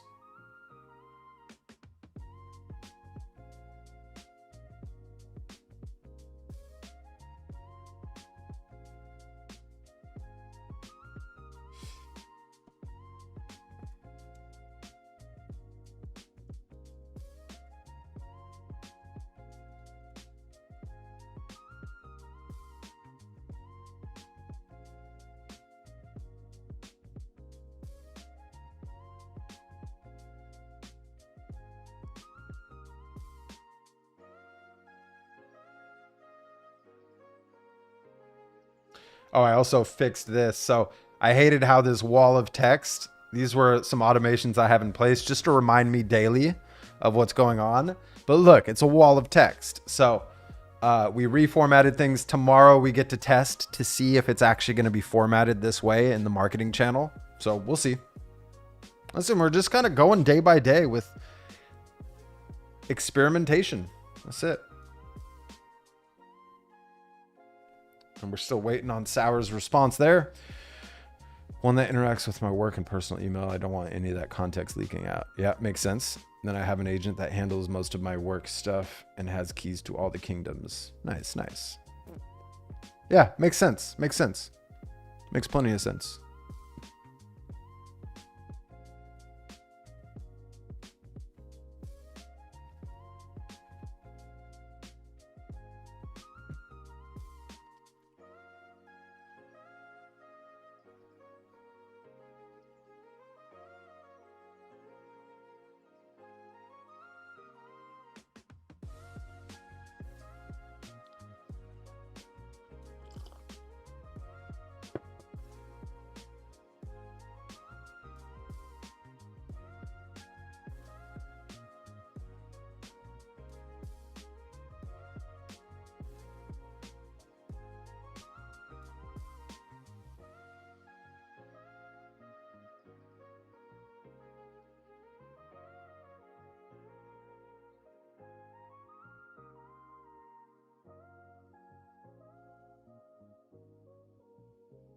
What is this Buzz source from? Is that from my... I think it's from over here.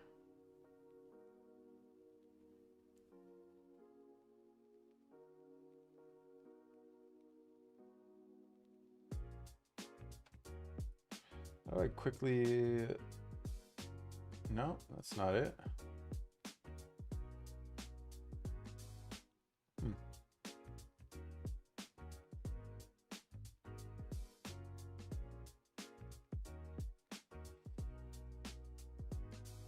Come back to that in a bit.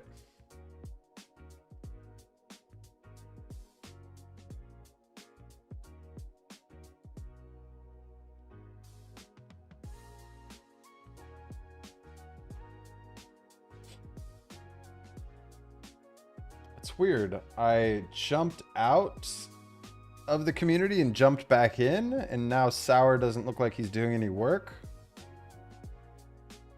Yeah, I feel like this is taking too long, so...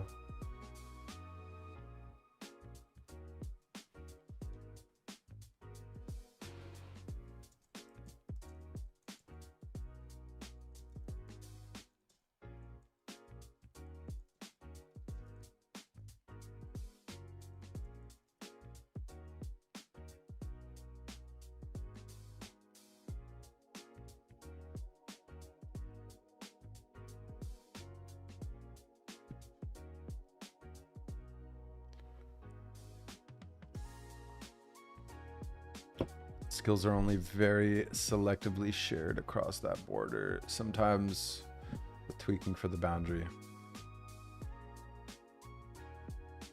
Yeah, that's a good practice. That's a good practice for sure.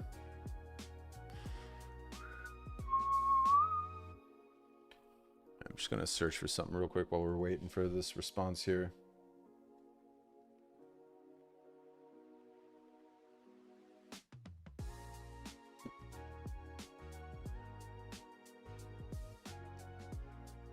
Yeah, I feel like Sour was doing his thing,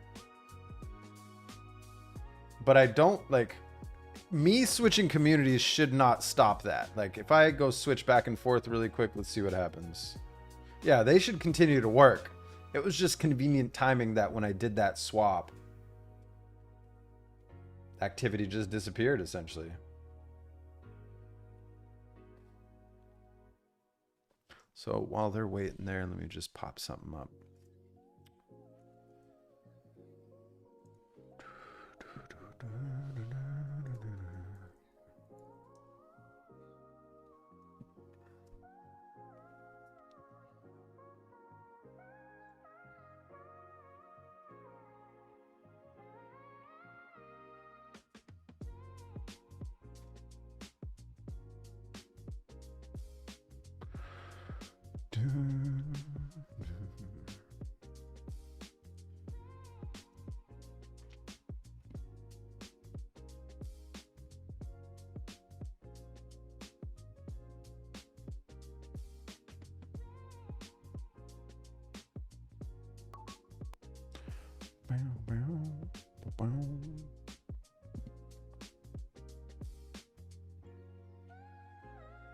Trying to get my head around Buzz. That relay. No, not exactly. So if you just do a quick, I personally love Brave search. Go search.brave.com and just say, please explain the privacy benefits of Nostr. Listen, let's go do that together.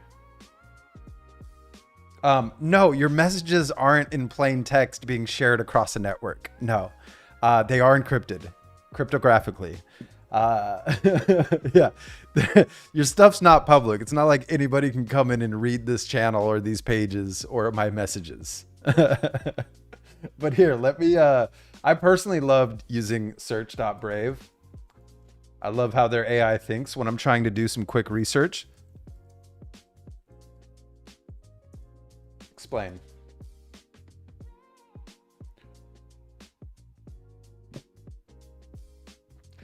Users authenticate using a public-private key pairs rather than emails or passwords, eliminating centralized credential database vulnerable to breaches. Encryptions, direct messages are end-to-end encrypted by default via NIP04, ensuring only intended recipients can read content, even from relay operators. Right? So even from like me using this public relay, I'm still the only one or anybody I allow to read these messages and have access to these channels. Yes. You have the options to use Buzz servers for a public relay URL, but still the same rule applies. Is you have the keys, you're the only one that has access to read those, right? But you can host it locally as well. You can host it on your daily driver. You can host it on a VPS plus VPN solution. Or rather, let me rephrase that. You can host it locally on a VM in your network plus a VPN solution or plus Tailscale solution. Yeah, there's a lot of different routes to take as far as hosting it and playing with it. I would say just like, don't overcomplicate things out of the gate. Just test it out of the box, install it, sign up for reserve a public subdomain on their, buzz communities.buzz.xyz, and just play with it. Just play with it. Get a feel for it. Ask questions. Ask these questions to the default agents that deploy with it. And then through that process, you start to learn as far as, okay, I actually do want to host my own. Right? I'm going through that flow right now. Listen, when was our first stream about this? Did we start streaming Monday last week about this? Can't remember. I'm still learning. I'm still going through that flow of like learning. So yeah.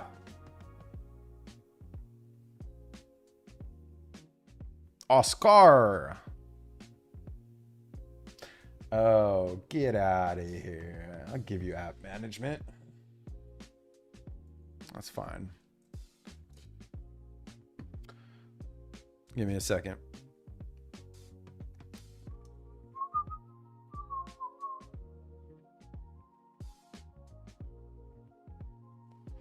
Let's see what happened. What broke?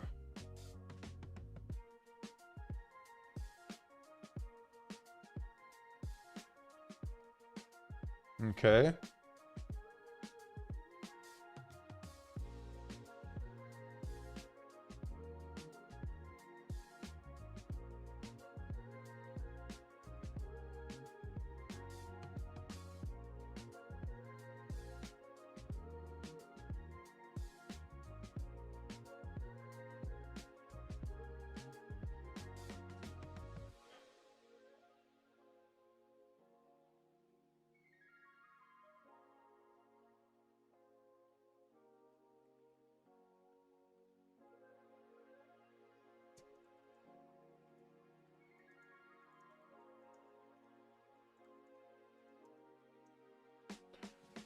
Good stuff.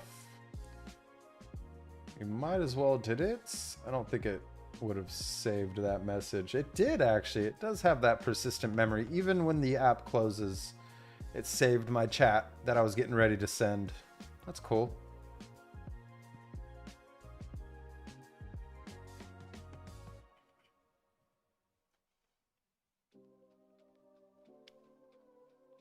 Yeah, feels like it was last week.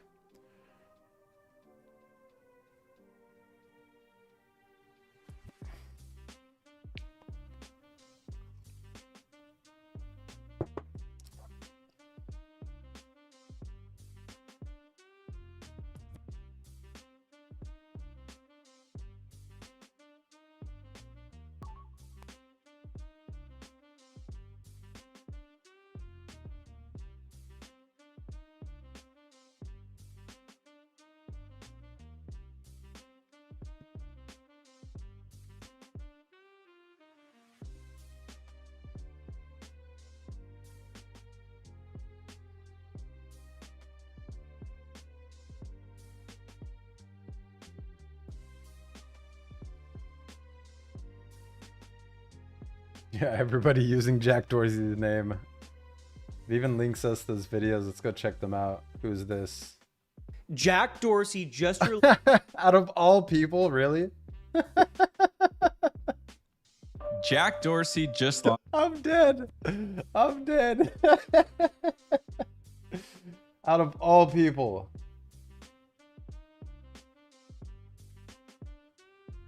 Today, we're talking about Buzz. I like Riley's way of explaining them. That's hilarious. That is fucking comedic. Sorry to blow everyone's eardrums out there. With the sound of a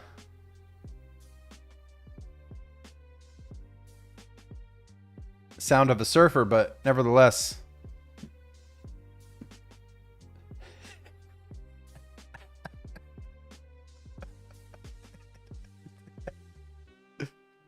Oh.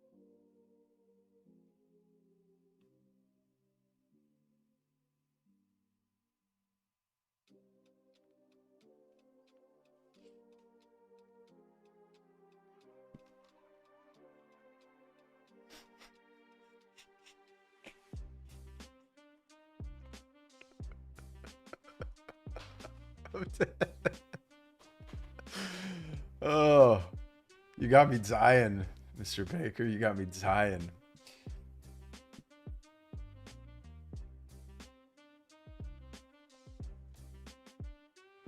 That's right. I'm supposed to pick, right? Where...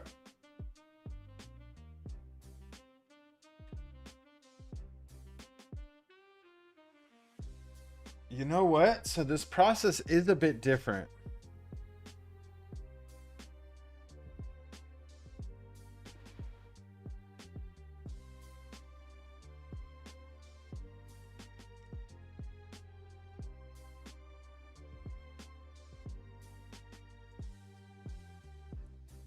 I feel like this continue is pointless, so I'm gonna have to fix that. But I just want to go through the pipeline as is and see how it works.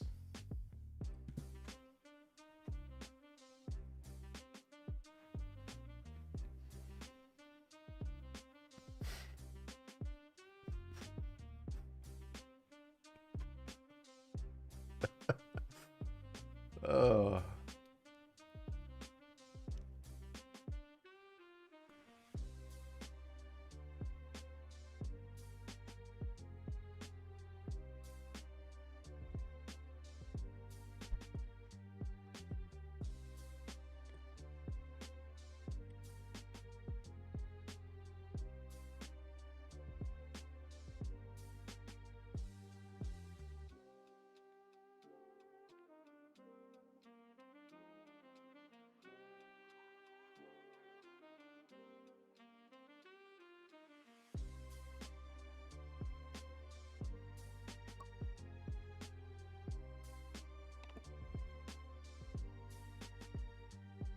All right, let's go see. Ooh, I love how this is presented in here. So this title idea, how to set up an AI agent team in Buzz, real workflow. I mean, yes, that's contrarian. It's funny how it's recommending that. I'm kind of liking the evergreen approach.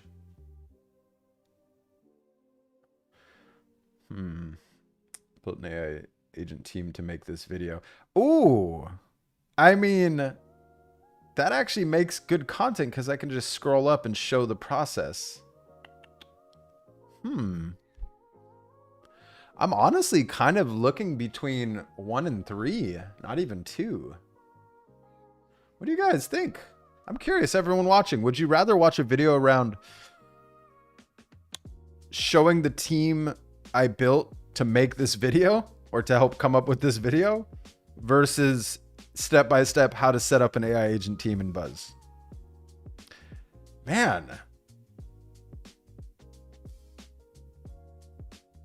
I kind of want to blend the two.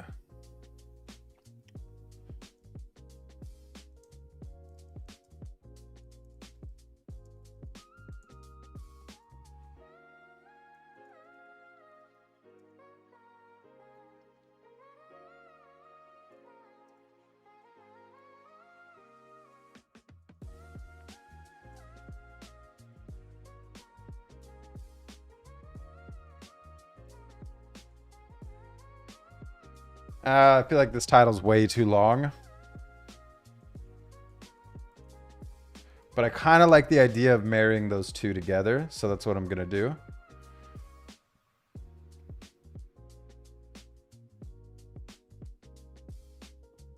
Wait a second. So it was ready for my decision. I then get pinged by Sour. So Spicy gave me the response. Sour just let me know they're ready.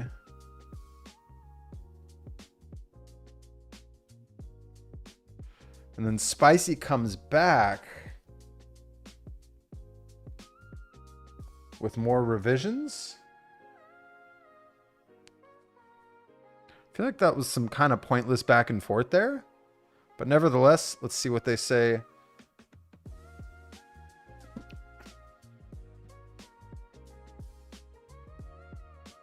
Interesting. Interesting. Yeah, I have not tried setting it up with CacheOS, so couldn't help you there. Or Catchy.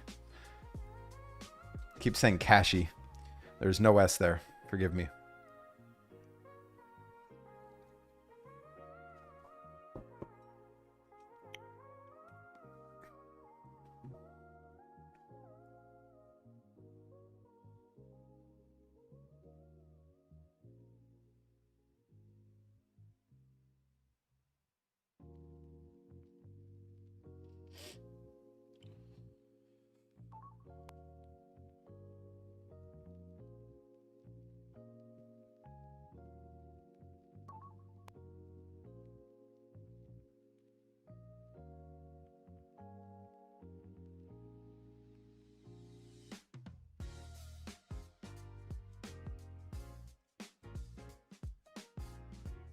What does that mean? YouTube or YouTube Plus? Approved. But what are these two options for YouTube/YouTube Plus?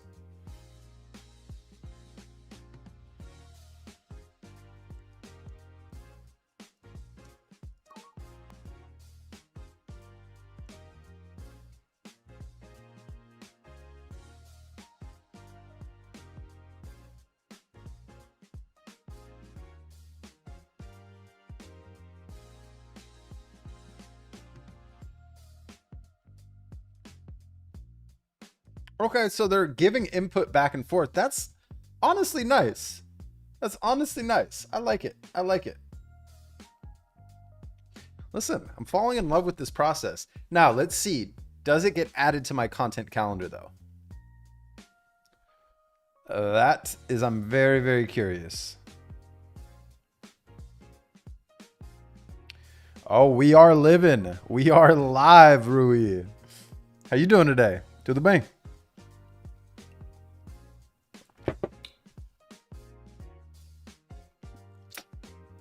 Use the web version. There should be a, I haven't used it yet. I just noticed it's possible. You should be able to deploy a web GUI friendly version of Buzz that you access via loopback address and a certain port. I haven't set that up on my end. But do a quick search through that repository by block and you'll see it.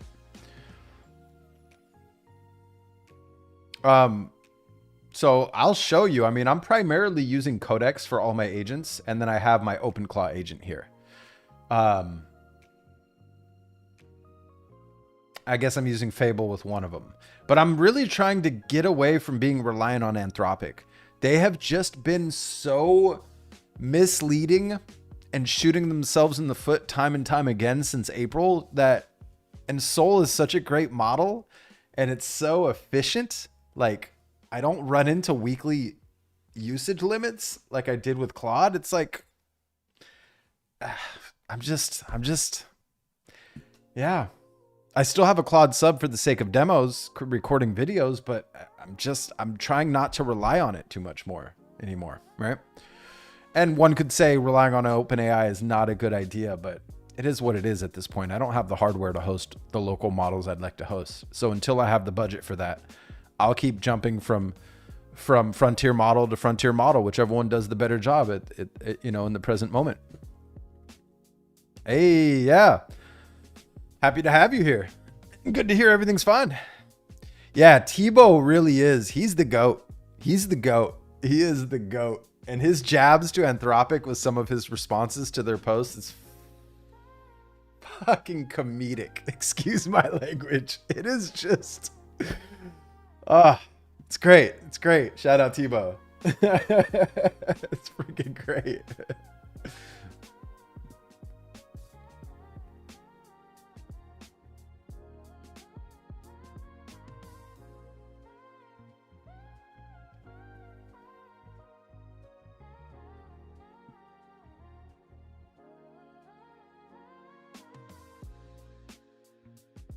All right, they're working. Let's see. All right, later, Derek. Hope you have a good rest of the day. Happy Wednesday, sir. Cheers.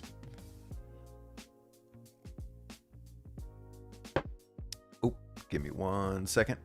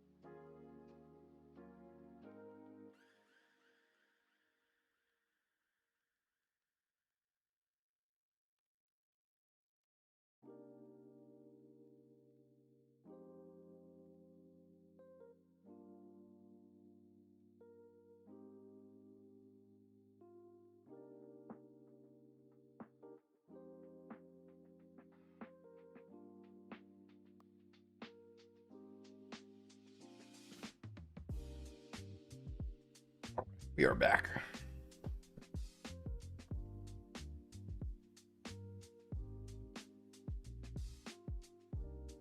Yeah, I feel the same way.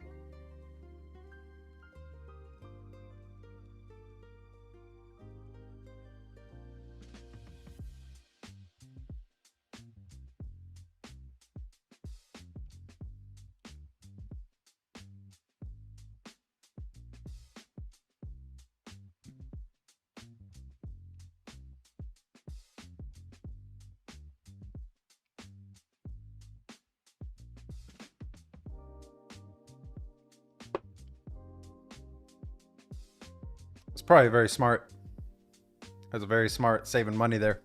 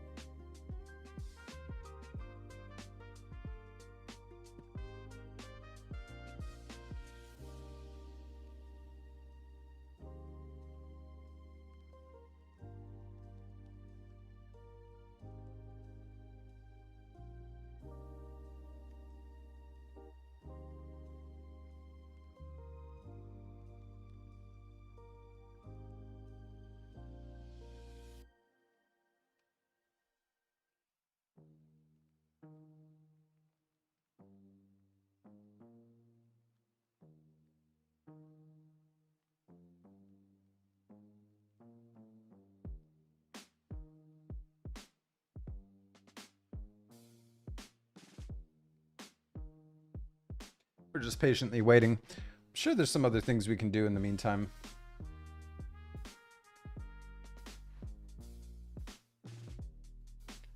Yeah, we already fixed them there. Let's go back to experiments. Let's go check this idea that I forgot to get back to.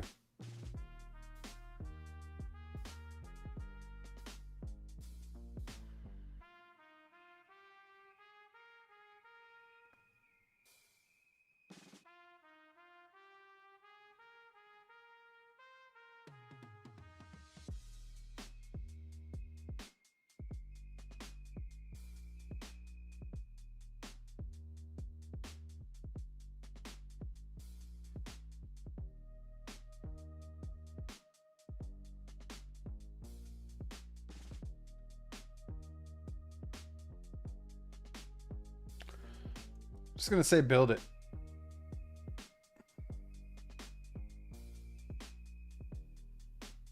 Buzz Vault.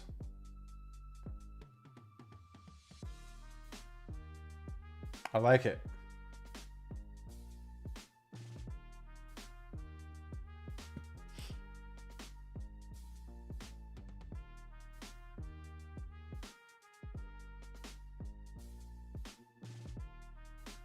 Yeah, this seems to be the move. I feel like I'm throwing money down the drain. I should do the same thing.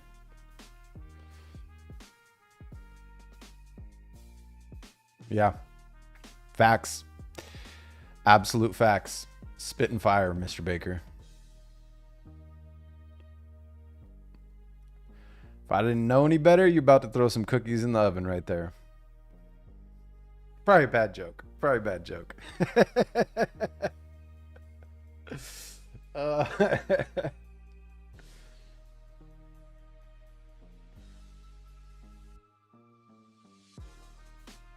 go check in on this pipeline here. They're still working.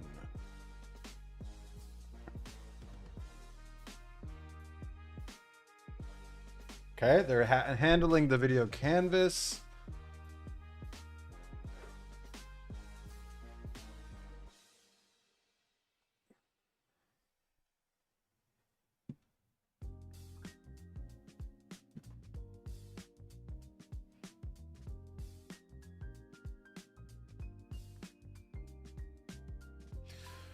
Yo, welcome. It's Devo. Honestly, YouTube, just create your own channel.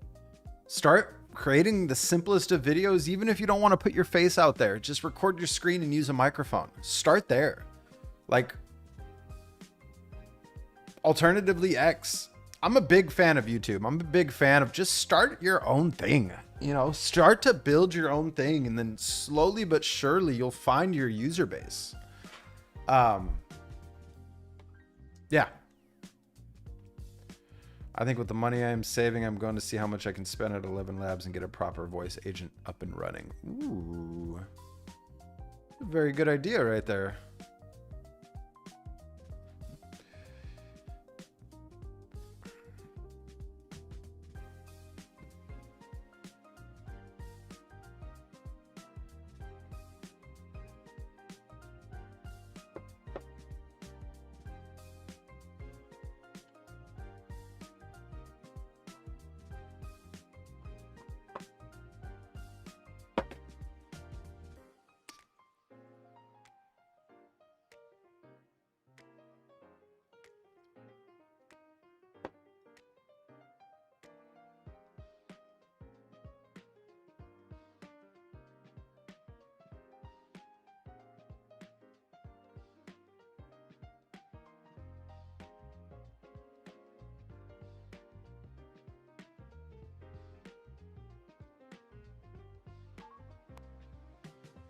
Also, I'm going to call this one executive assistance.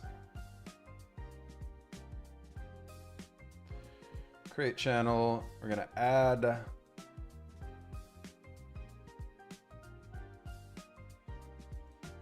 Let's just add them manually in chat. We're gonna say Muddy, Neo.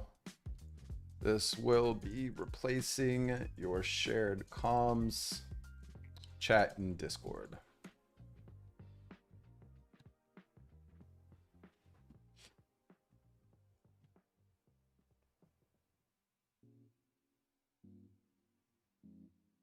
Let's see, is Neo even working? Yeah, Neo was a bit buggy. I mean, it doesn't show he's online, which is a bummer.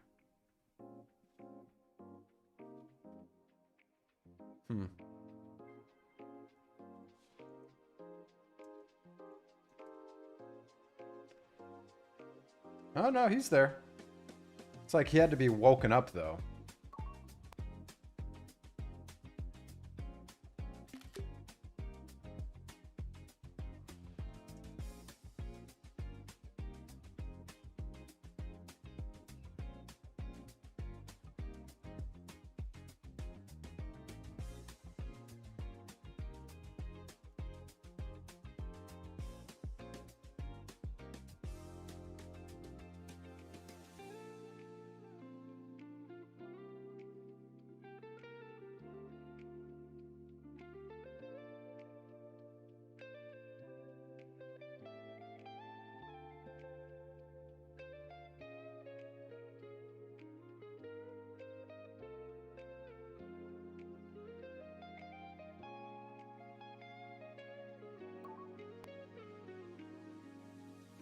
Big script, tags, LinkedIn. All right, it has everything it needs.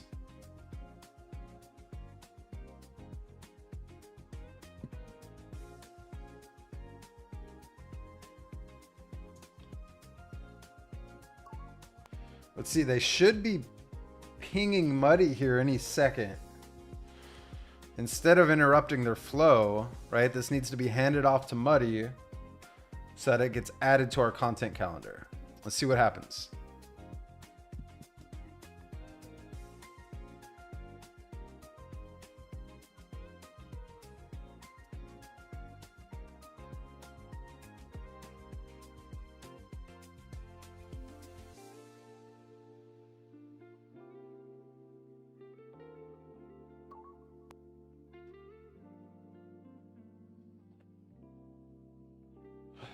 See.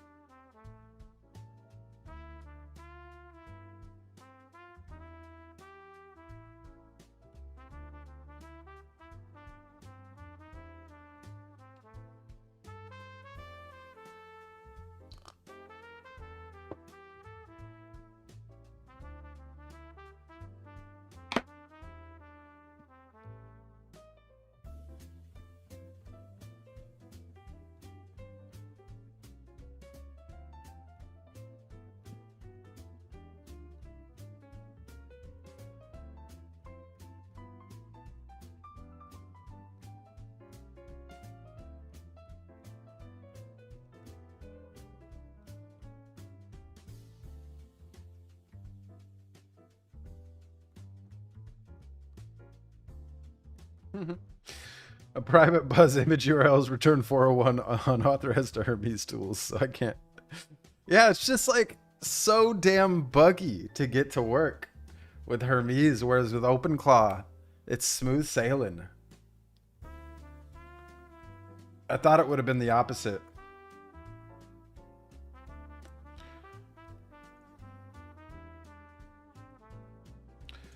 Bing. Still no Neo. It's a bummer.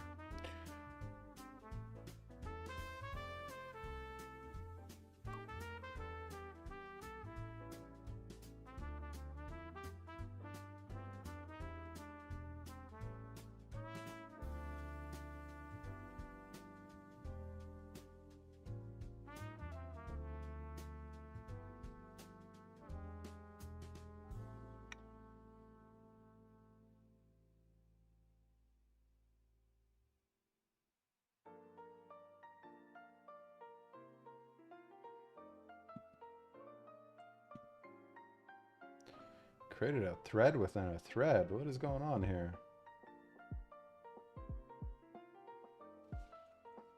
What's the solution?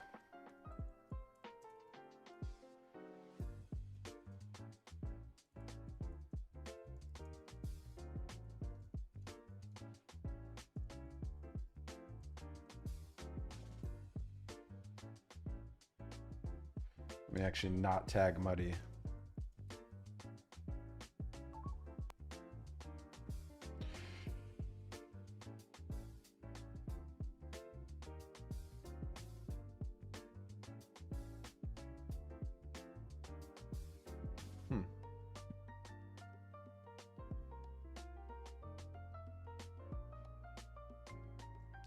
I mean, he took eyeballs. This is another, like, one of the weird things is it's like we're in a DM. We shouldn't have to tag him.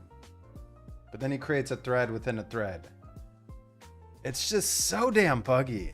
So damn buggy. I'd love to hear everybody's experience with connecting their Hermes agents within Buzz. I love communicating with OpenClaw agents within Buzz, but Hermes, that's a different story. I'd love to hear everybody else's experience so far.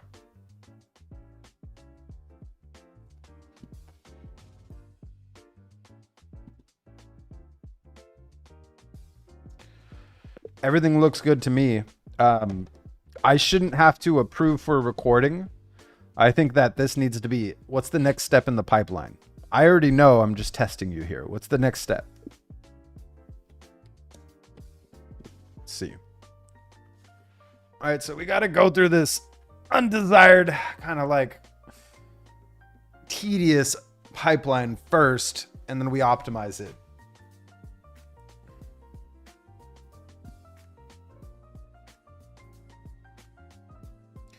It's a shame they don't put GPT voice models on the Codex sub. That would be perfect. Oh man, I could imagine time is limited there, Devo. You know, I would say start small. Do you have an hour a week? You know, time block that. And then add on to it as best you can. Yeah. I wish I could relate, right? Because I'm not a dad. I'm not a dad at that age with 2 kids. So, like, my thoughts and advice and tips, I don't think they'd be applicable to you, right? Because I don't know exactly how your days look. Yes, that's a remote Hermes agent. It's all on this network, but that's a remote agent. Was there? Okay.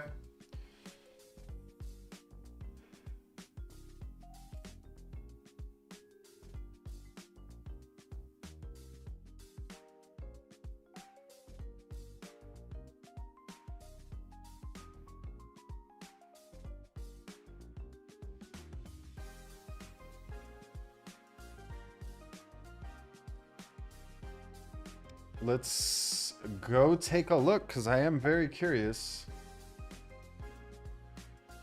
Let me pull this. Oh, look at that. It's testing Buzz Vault. Forgot that was working in the background. Let's see.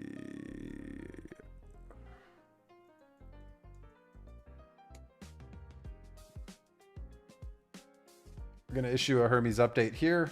See what happens. We're currently on version 20, 8.3 release.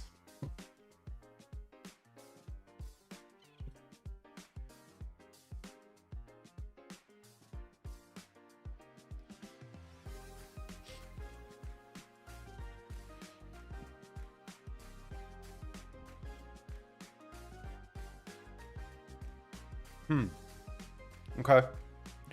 I feel like that's just a default security feature.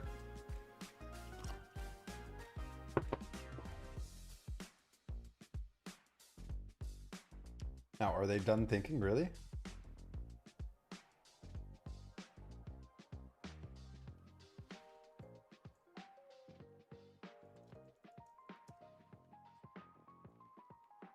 I hate having to respond there, but that's fine.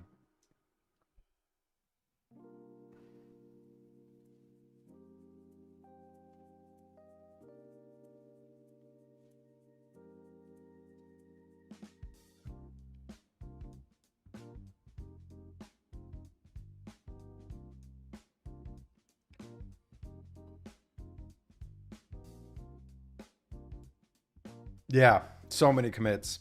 Yeah, I updated it when I thought I needed to, you know? Let's go check the experiments over here.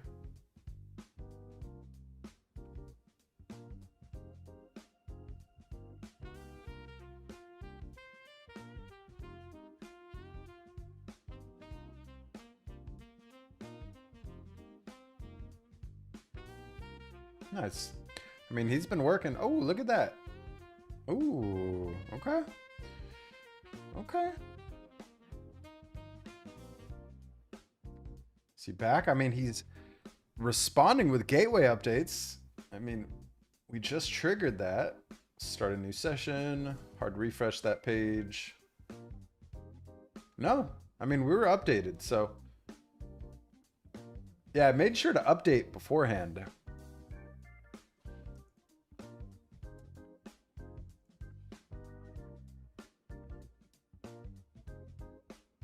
Nothing. Yeah, Buzz is going to move very fast. For sure. For sure. I mean, I already removed the terminal from my fork here because they incorporated it into yesterday's feature or yesterday's version.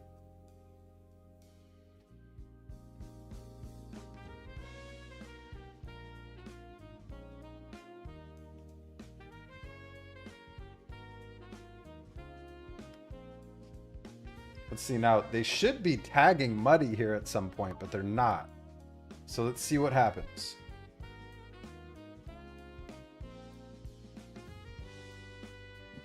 Need to read through these. I want them to do it on their own. Let's see what happens.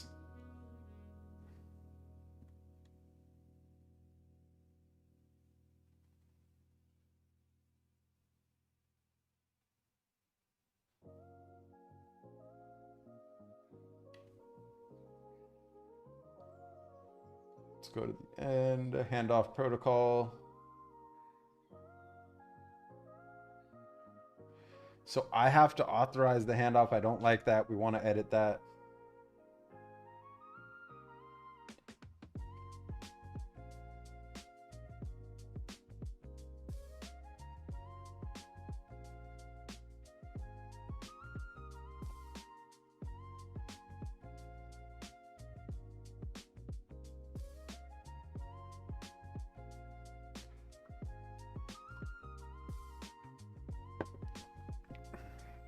Yeah, I understand the idea of tagging them to start a new thread. Excuse me. Wow, little drip of coffee into the wrong tube. I understand the perspective of having to tag them to start a new thread. That I'm okay with. But you know, if you do clear chat, it does try to pre-select those agents for you. Let me remove that pin. You can see at the bottom, like, I'm not typing these in each time. It does detect which one I'm in, and it tries to do that for us. Let's go see this one with all three. Oh no, it looks like it's just the one. Interesting.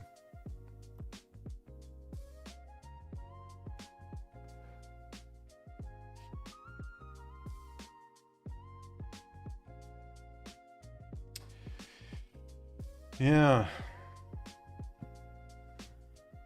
Oh, dang, Mr. Baker.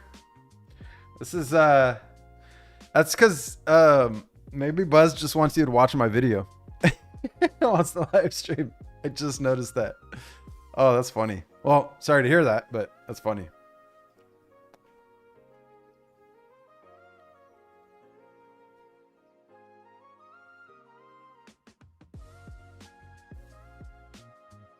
Yeah, I did start playing with, like, this is another thing that I don't understand. I get connecting Hermes agent to your Buzz to connect it with other systems, but like Hermes desktop, I feel like it makes it kind of pointless, right? It makes it kind of pointless.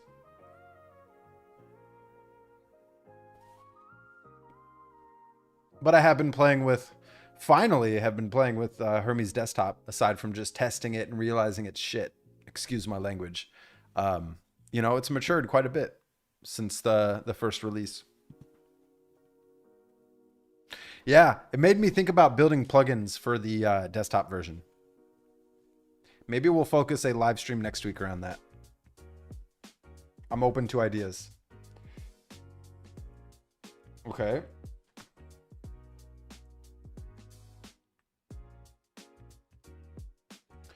All right, I'm going to be honest with you. Too much friction here. It needs to be handed off. I haven't seen you guys tag Muddy once. You keep asking for my approval. We need to simplify this handoff, right? Because there's way too much friction and time wasted from when I requested the video to where it shows up on my content calendar in Clearmud OS.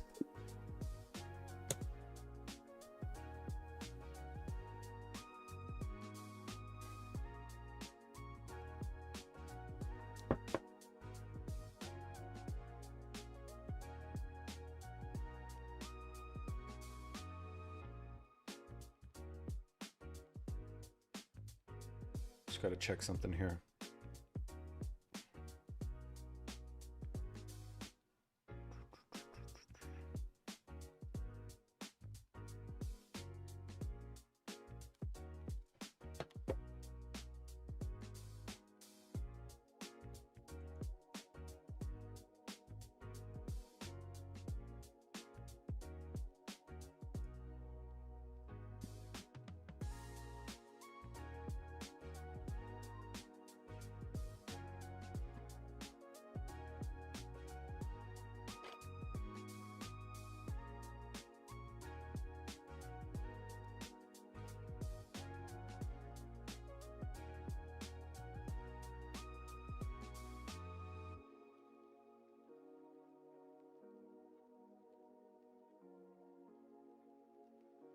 Let's see what happens now with Muddy.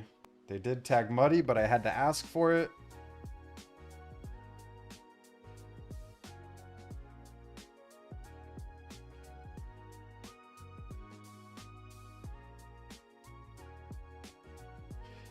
Like, this has taken us, I mean, mind you, we have been fine-tuning it. We have been improving the process, finding bugs, fixing them. But this has taken about, when was that first prompt? An hour. Yeah, that's unacceptable, right? I think future runs, it should take no more than 20 minutes. No more.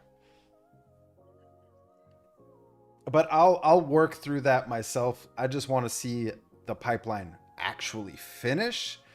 Whereas, let's go look at my pipeline as is within Clearmud OS. YouTube script. Let's go back here.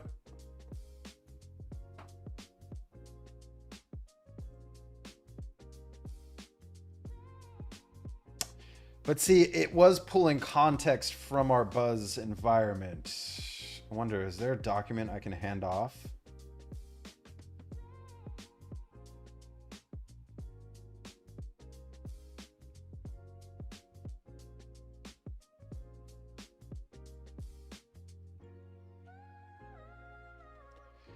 I mean, let me just show the difference here. Oh.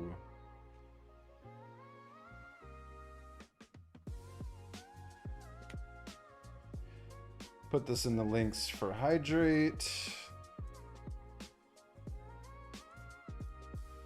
And let me try to grab some source material here.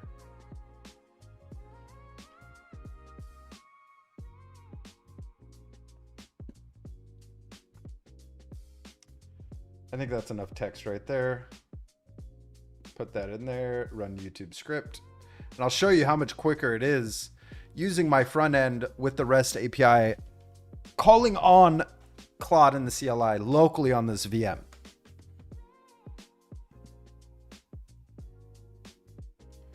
Oh, interesting. Really? Really?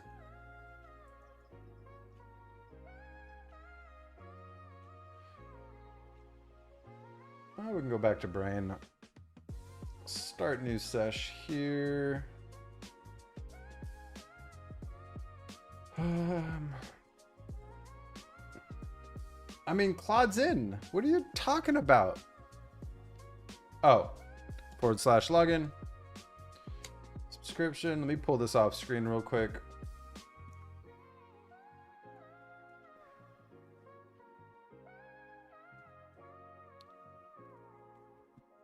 Wow. Yeah, that's really annoying. I feel like I have to log back into Claude way too often. Like way too often. It's very annoying. Like, really?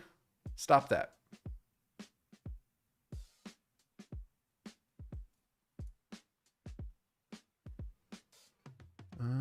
Let's go there. Yeah, that's insane.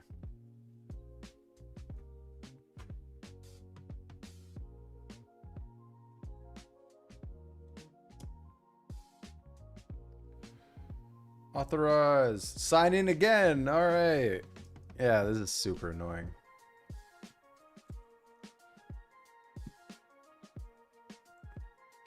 Yeah.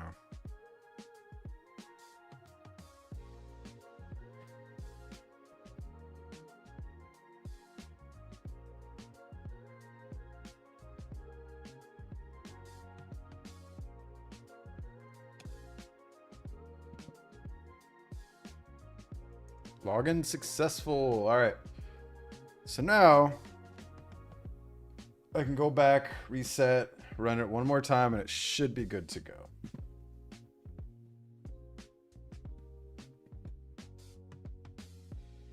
Yeah, it does. It has quite a bit of back and forth, a QA between the two agents. So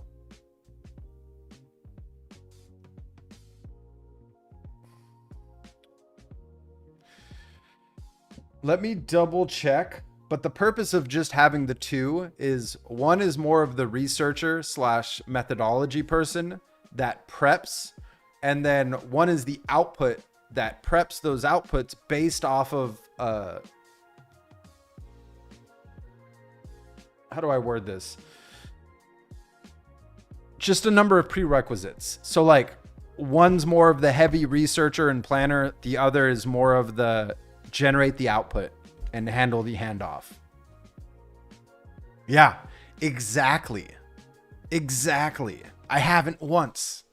Like, yeah. Claude's just killing themselves, shooting themselves in the foot. But I just want to also show you, like, this is significantly quicker than the process we just went through. But keep in mind, you know, I let them set things up as they saw fit. I think now it's a matter of let's reduce that time from an hour down to 10 minutes. I think we can do it. I think we can do it. I think we can do it for sure.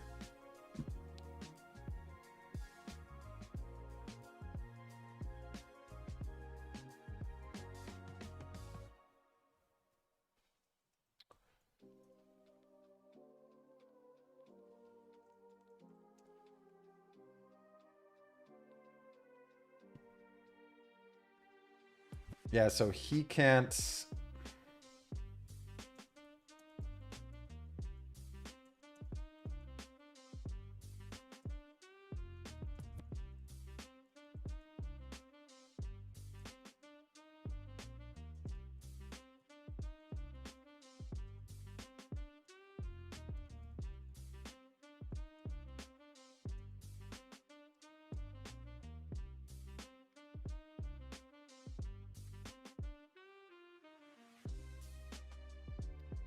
What's up, T-Work?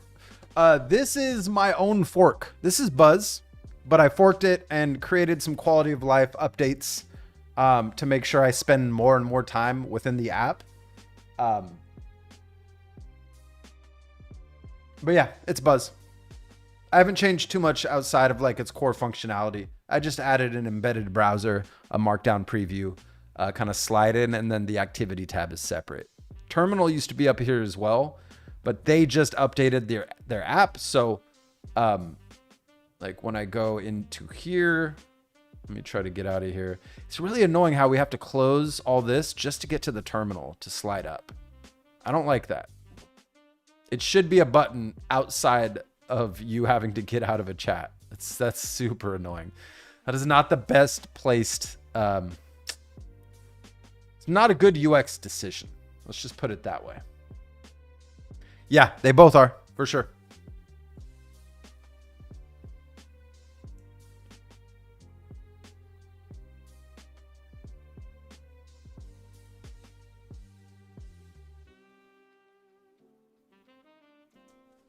But let's go back to, so as you can see, turn 1 is already done. So I'm just going to say, go with the recommended turn. What is the recommended? Go with A. And now it's doing the output with Sonnet, right? So it does the heavy lifting with Opus 5. It was originally Fable 5, but I switched it to Opus. Haven't switched it back. And now it's doing the output.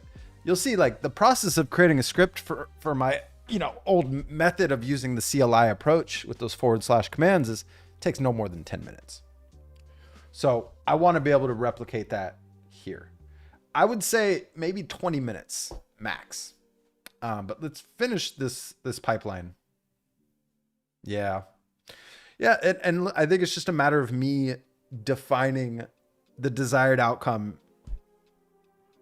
So I just want to go through this process once first.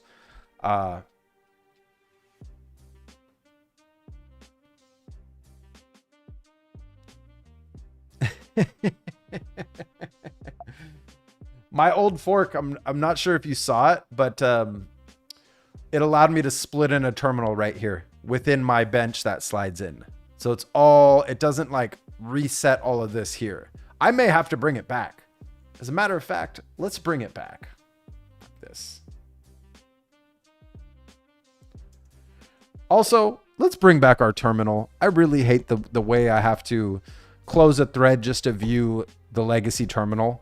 Don't remove it by any means, leave it there, but let's add it. Let's re-add our terminal option into our bench, please.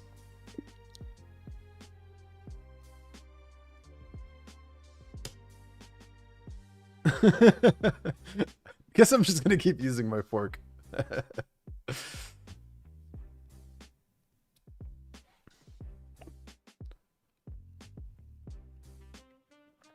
Oh man, we've been at it 2.5 hours. Does not feel that way, huh?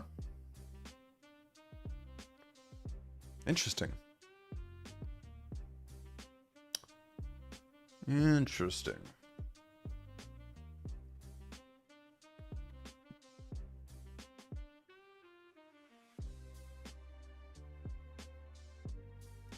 All right, let me just take a quick bio break. BRB.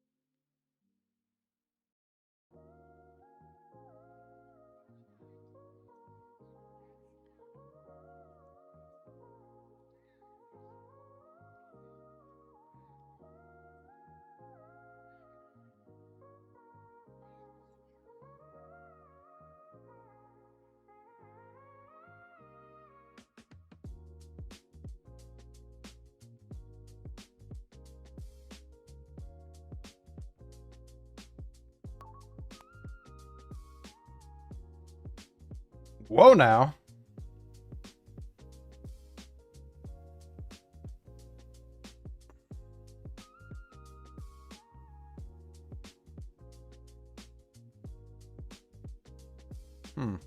Okay.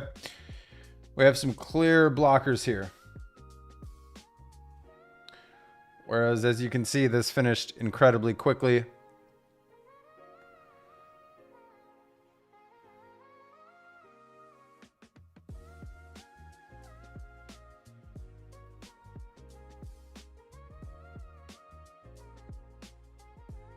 Yeah, I think I'm going to record this one. Let's go to film and sort. Let's go recording mode.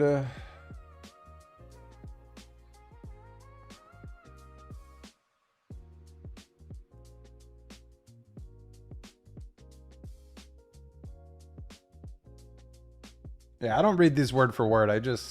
I briefly skim them and then I shoot from the hip. For anybody new here. I primarily love this process because it preps this copy paste to YouTube description that's optimized, that then pre-selects all the tools used in the video, that then, you know, these aren't posted yet, so it's not going to show it. I don't know why it's actually, why is it linking somebody else's video? That's weird. And then it gives me copy paste tags to paste into YouTube really quickly and easily. I do need to update this, but I think the step one is get away from relying on Claude CLI here. I feel like converting this to a Codex CLI so that I can slowly but surely stop depending on Anthropic models like 100%. Yeah, true. That's facts right there. Okay. I mean, he's trying to figure something out. So let's see what happens.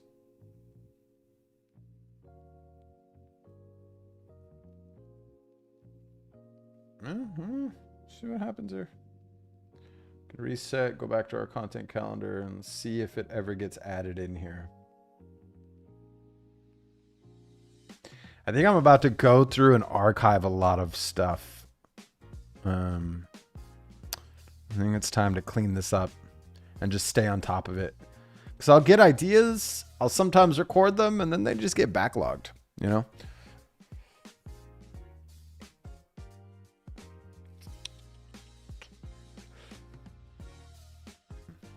All right.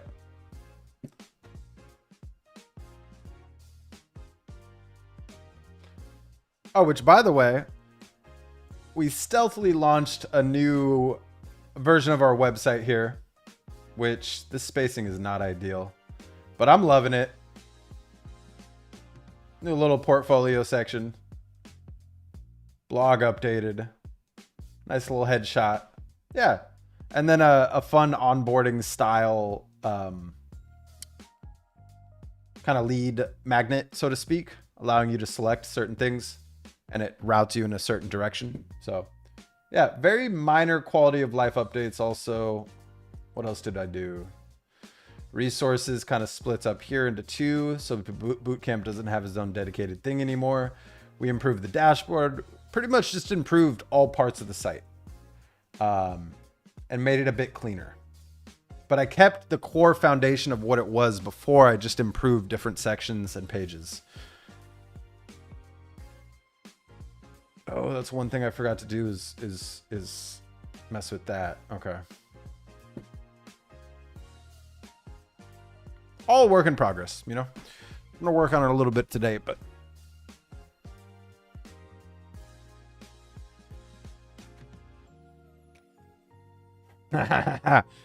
sounds like my cup of tea right there.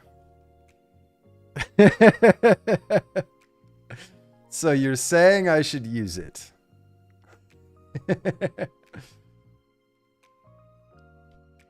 I know, right?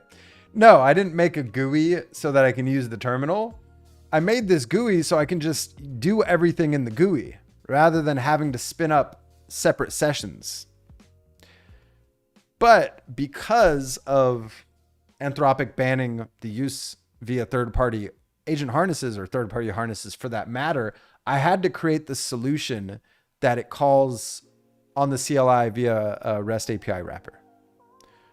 I didn't do it manually. My agent suggested it based off of me wanting to keep using Claude CLI to handle this output. I wanted to convert it all, but I couldn't, right? Because it was all dependent on that Claude CLI workflow. Sadly.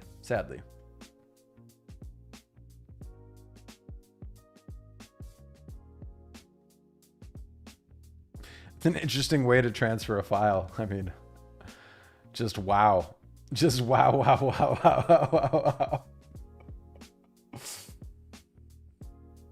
I'm impressed that they found that workaround. That's really cool.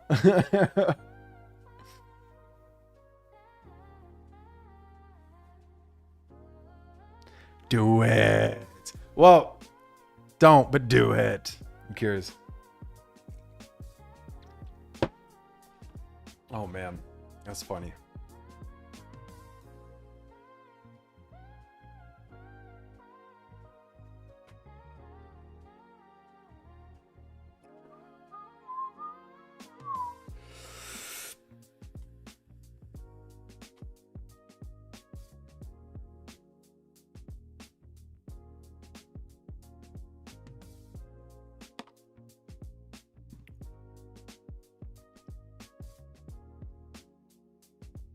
Yeah, that's such an insanely long workflow.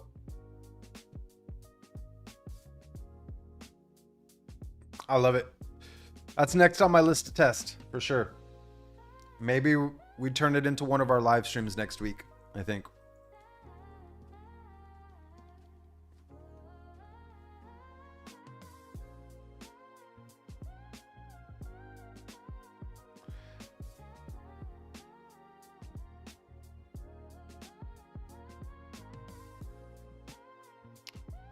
Where is the closer to final?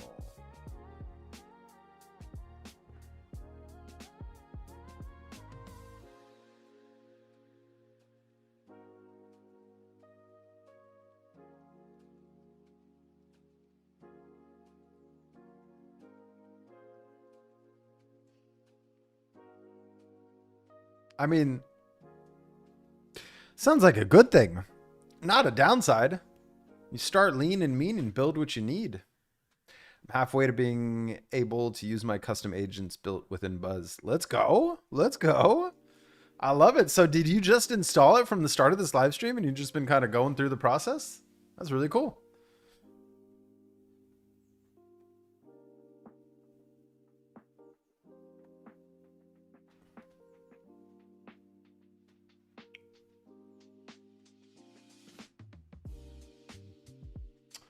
What's interesting is where, there it is. There's that. Looks like I had already set up.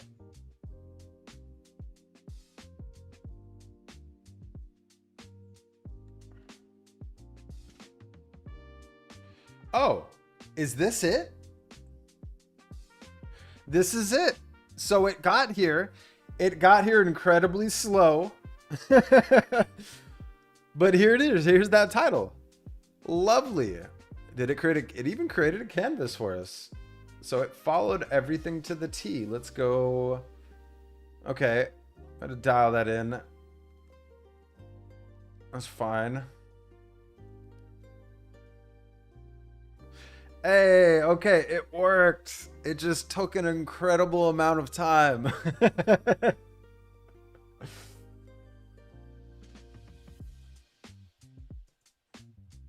All right. Hey, from start to finish, that took an hour and 20 minutes. From idea to populating Clearmud OS content calendar. Here's what I want to accomplish. I want to be able to run through that entire pipeline, but I want to do it in 20 minutes or less. Please evaluate the process. Please evaluate all of the redundant approvals that I had to. The only approval I should be giving you is on turn 1 where I select one of 3 strategies. That's it. Otherwise, you get to work. You hand it off, Muddy adds it to the content calendar. That's the flow. There's only one stop for me to say something. Otherwise, proceed with the pipeline. How can we handle this in less than 20 minutes?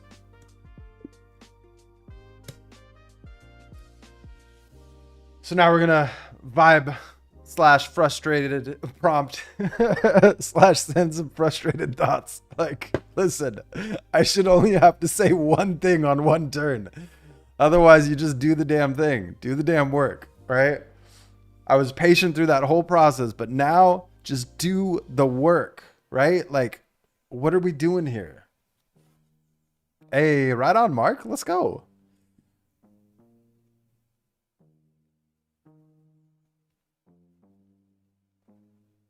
Yeah, makes sense. Makes sense. Nice, nice.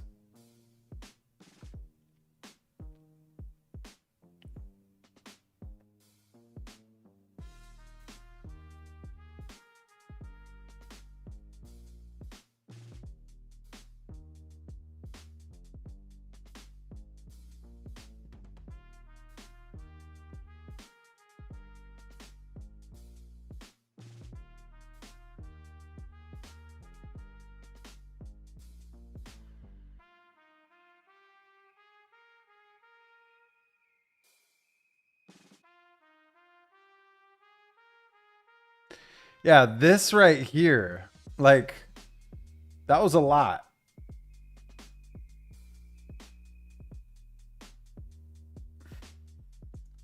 Yeah, this is why I was patient and I wanted to just run through the pipeline once as you configured it to make sure it works. And then to express like, listen, there were too many blockers. There were too many stops. I don't mind sour and spicy going back and forth a few times if needed, but I should only have to pick one strategy. And after that, it should appear in the content calendar. There should be no other blockers, right?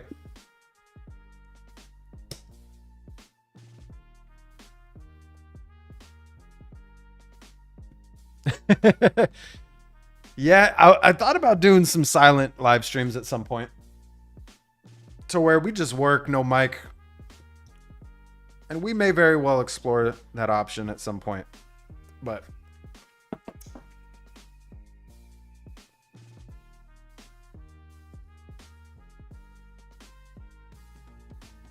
no, I doubt I could. It'd be like this. It'd be like we'd be streaming Pi for a week or two, you know?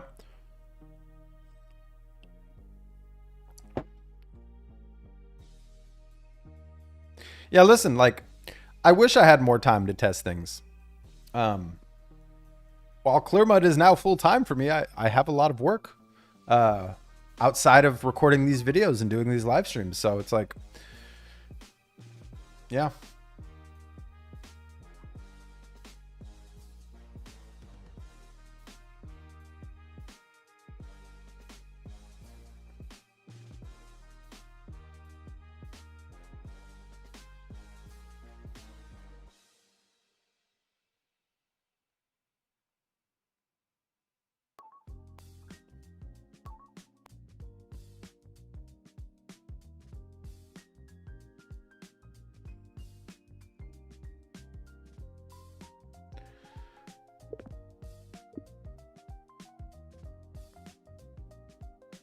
Also, for this pipeline, anytime we generate a script through here and it shows up on the content calendar on Clearmud OS, this is for you, Muddy. Instead of doing the blue dot emoji, do a B emoji. B-E-E.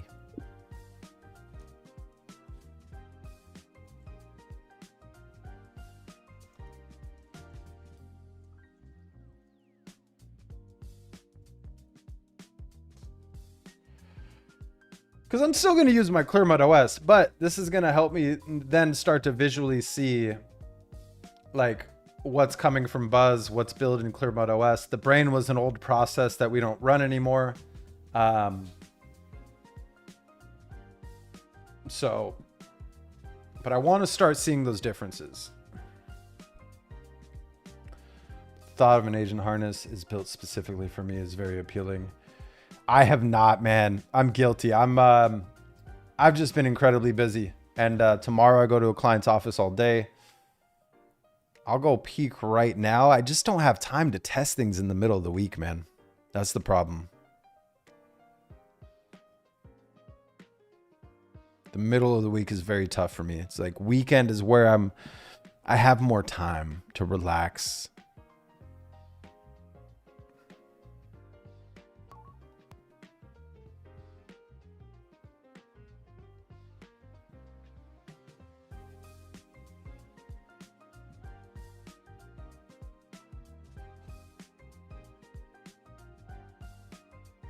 Seems like an interesting concept.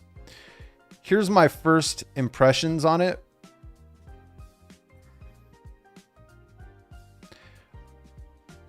I would want to be able to trust if I'm going to rely on this solution and give it access to all of my accounts. How do I know that my identity, my credentials, my logins are safe, right? Because from what I'm understanding, it's a one-stop shop for every account to use everything, unless I'm misreading this, right? So that's my initial, listen, this isn't the time to kind of review that, but I'll have to test it on my spare time when I get a chance, man. There's just so much on my backlog that I'm not the best person to rely on to test something in an efficient manner. Yeah.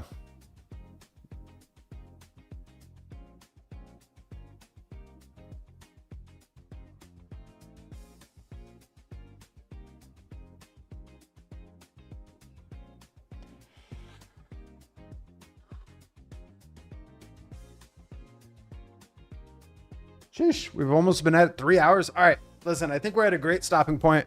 We were just vibing today in Buzz. It was a fun one. We'll be back at it Friday, same time. Stay tuned this weekend. I really wanted to get videos out Thursday and Saturday, but it's going to have to be Saturday and Sunday with how busy the week was. And yeah. Yeah, I just got a full day the rest of the day today, so we'll see. Maybe I squeeze one in. But nevertheless, I want to thank everybody for spending their Wednesday with me.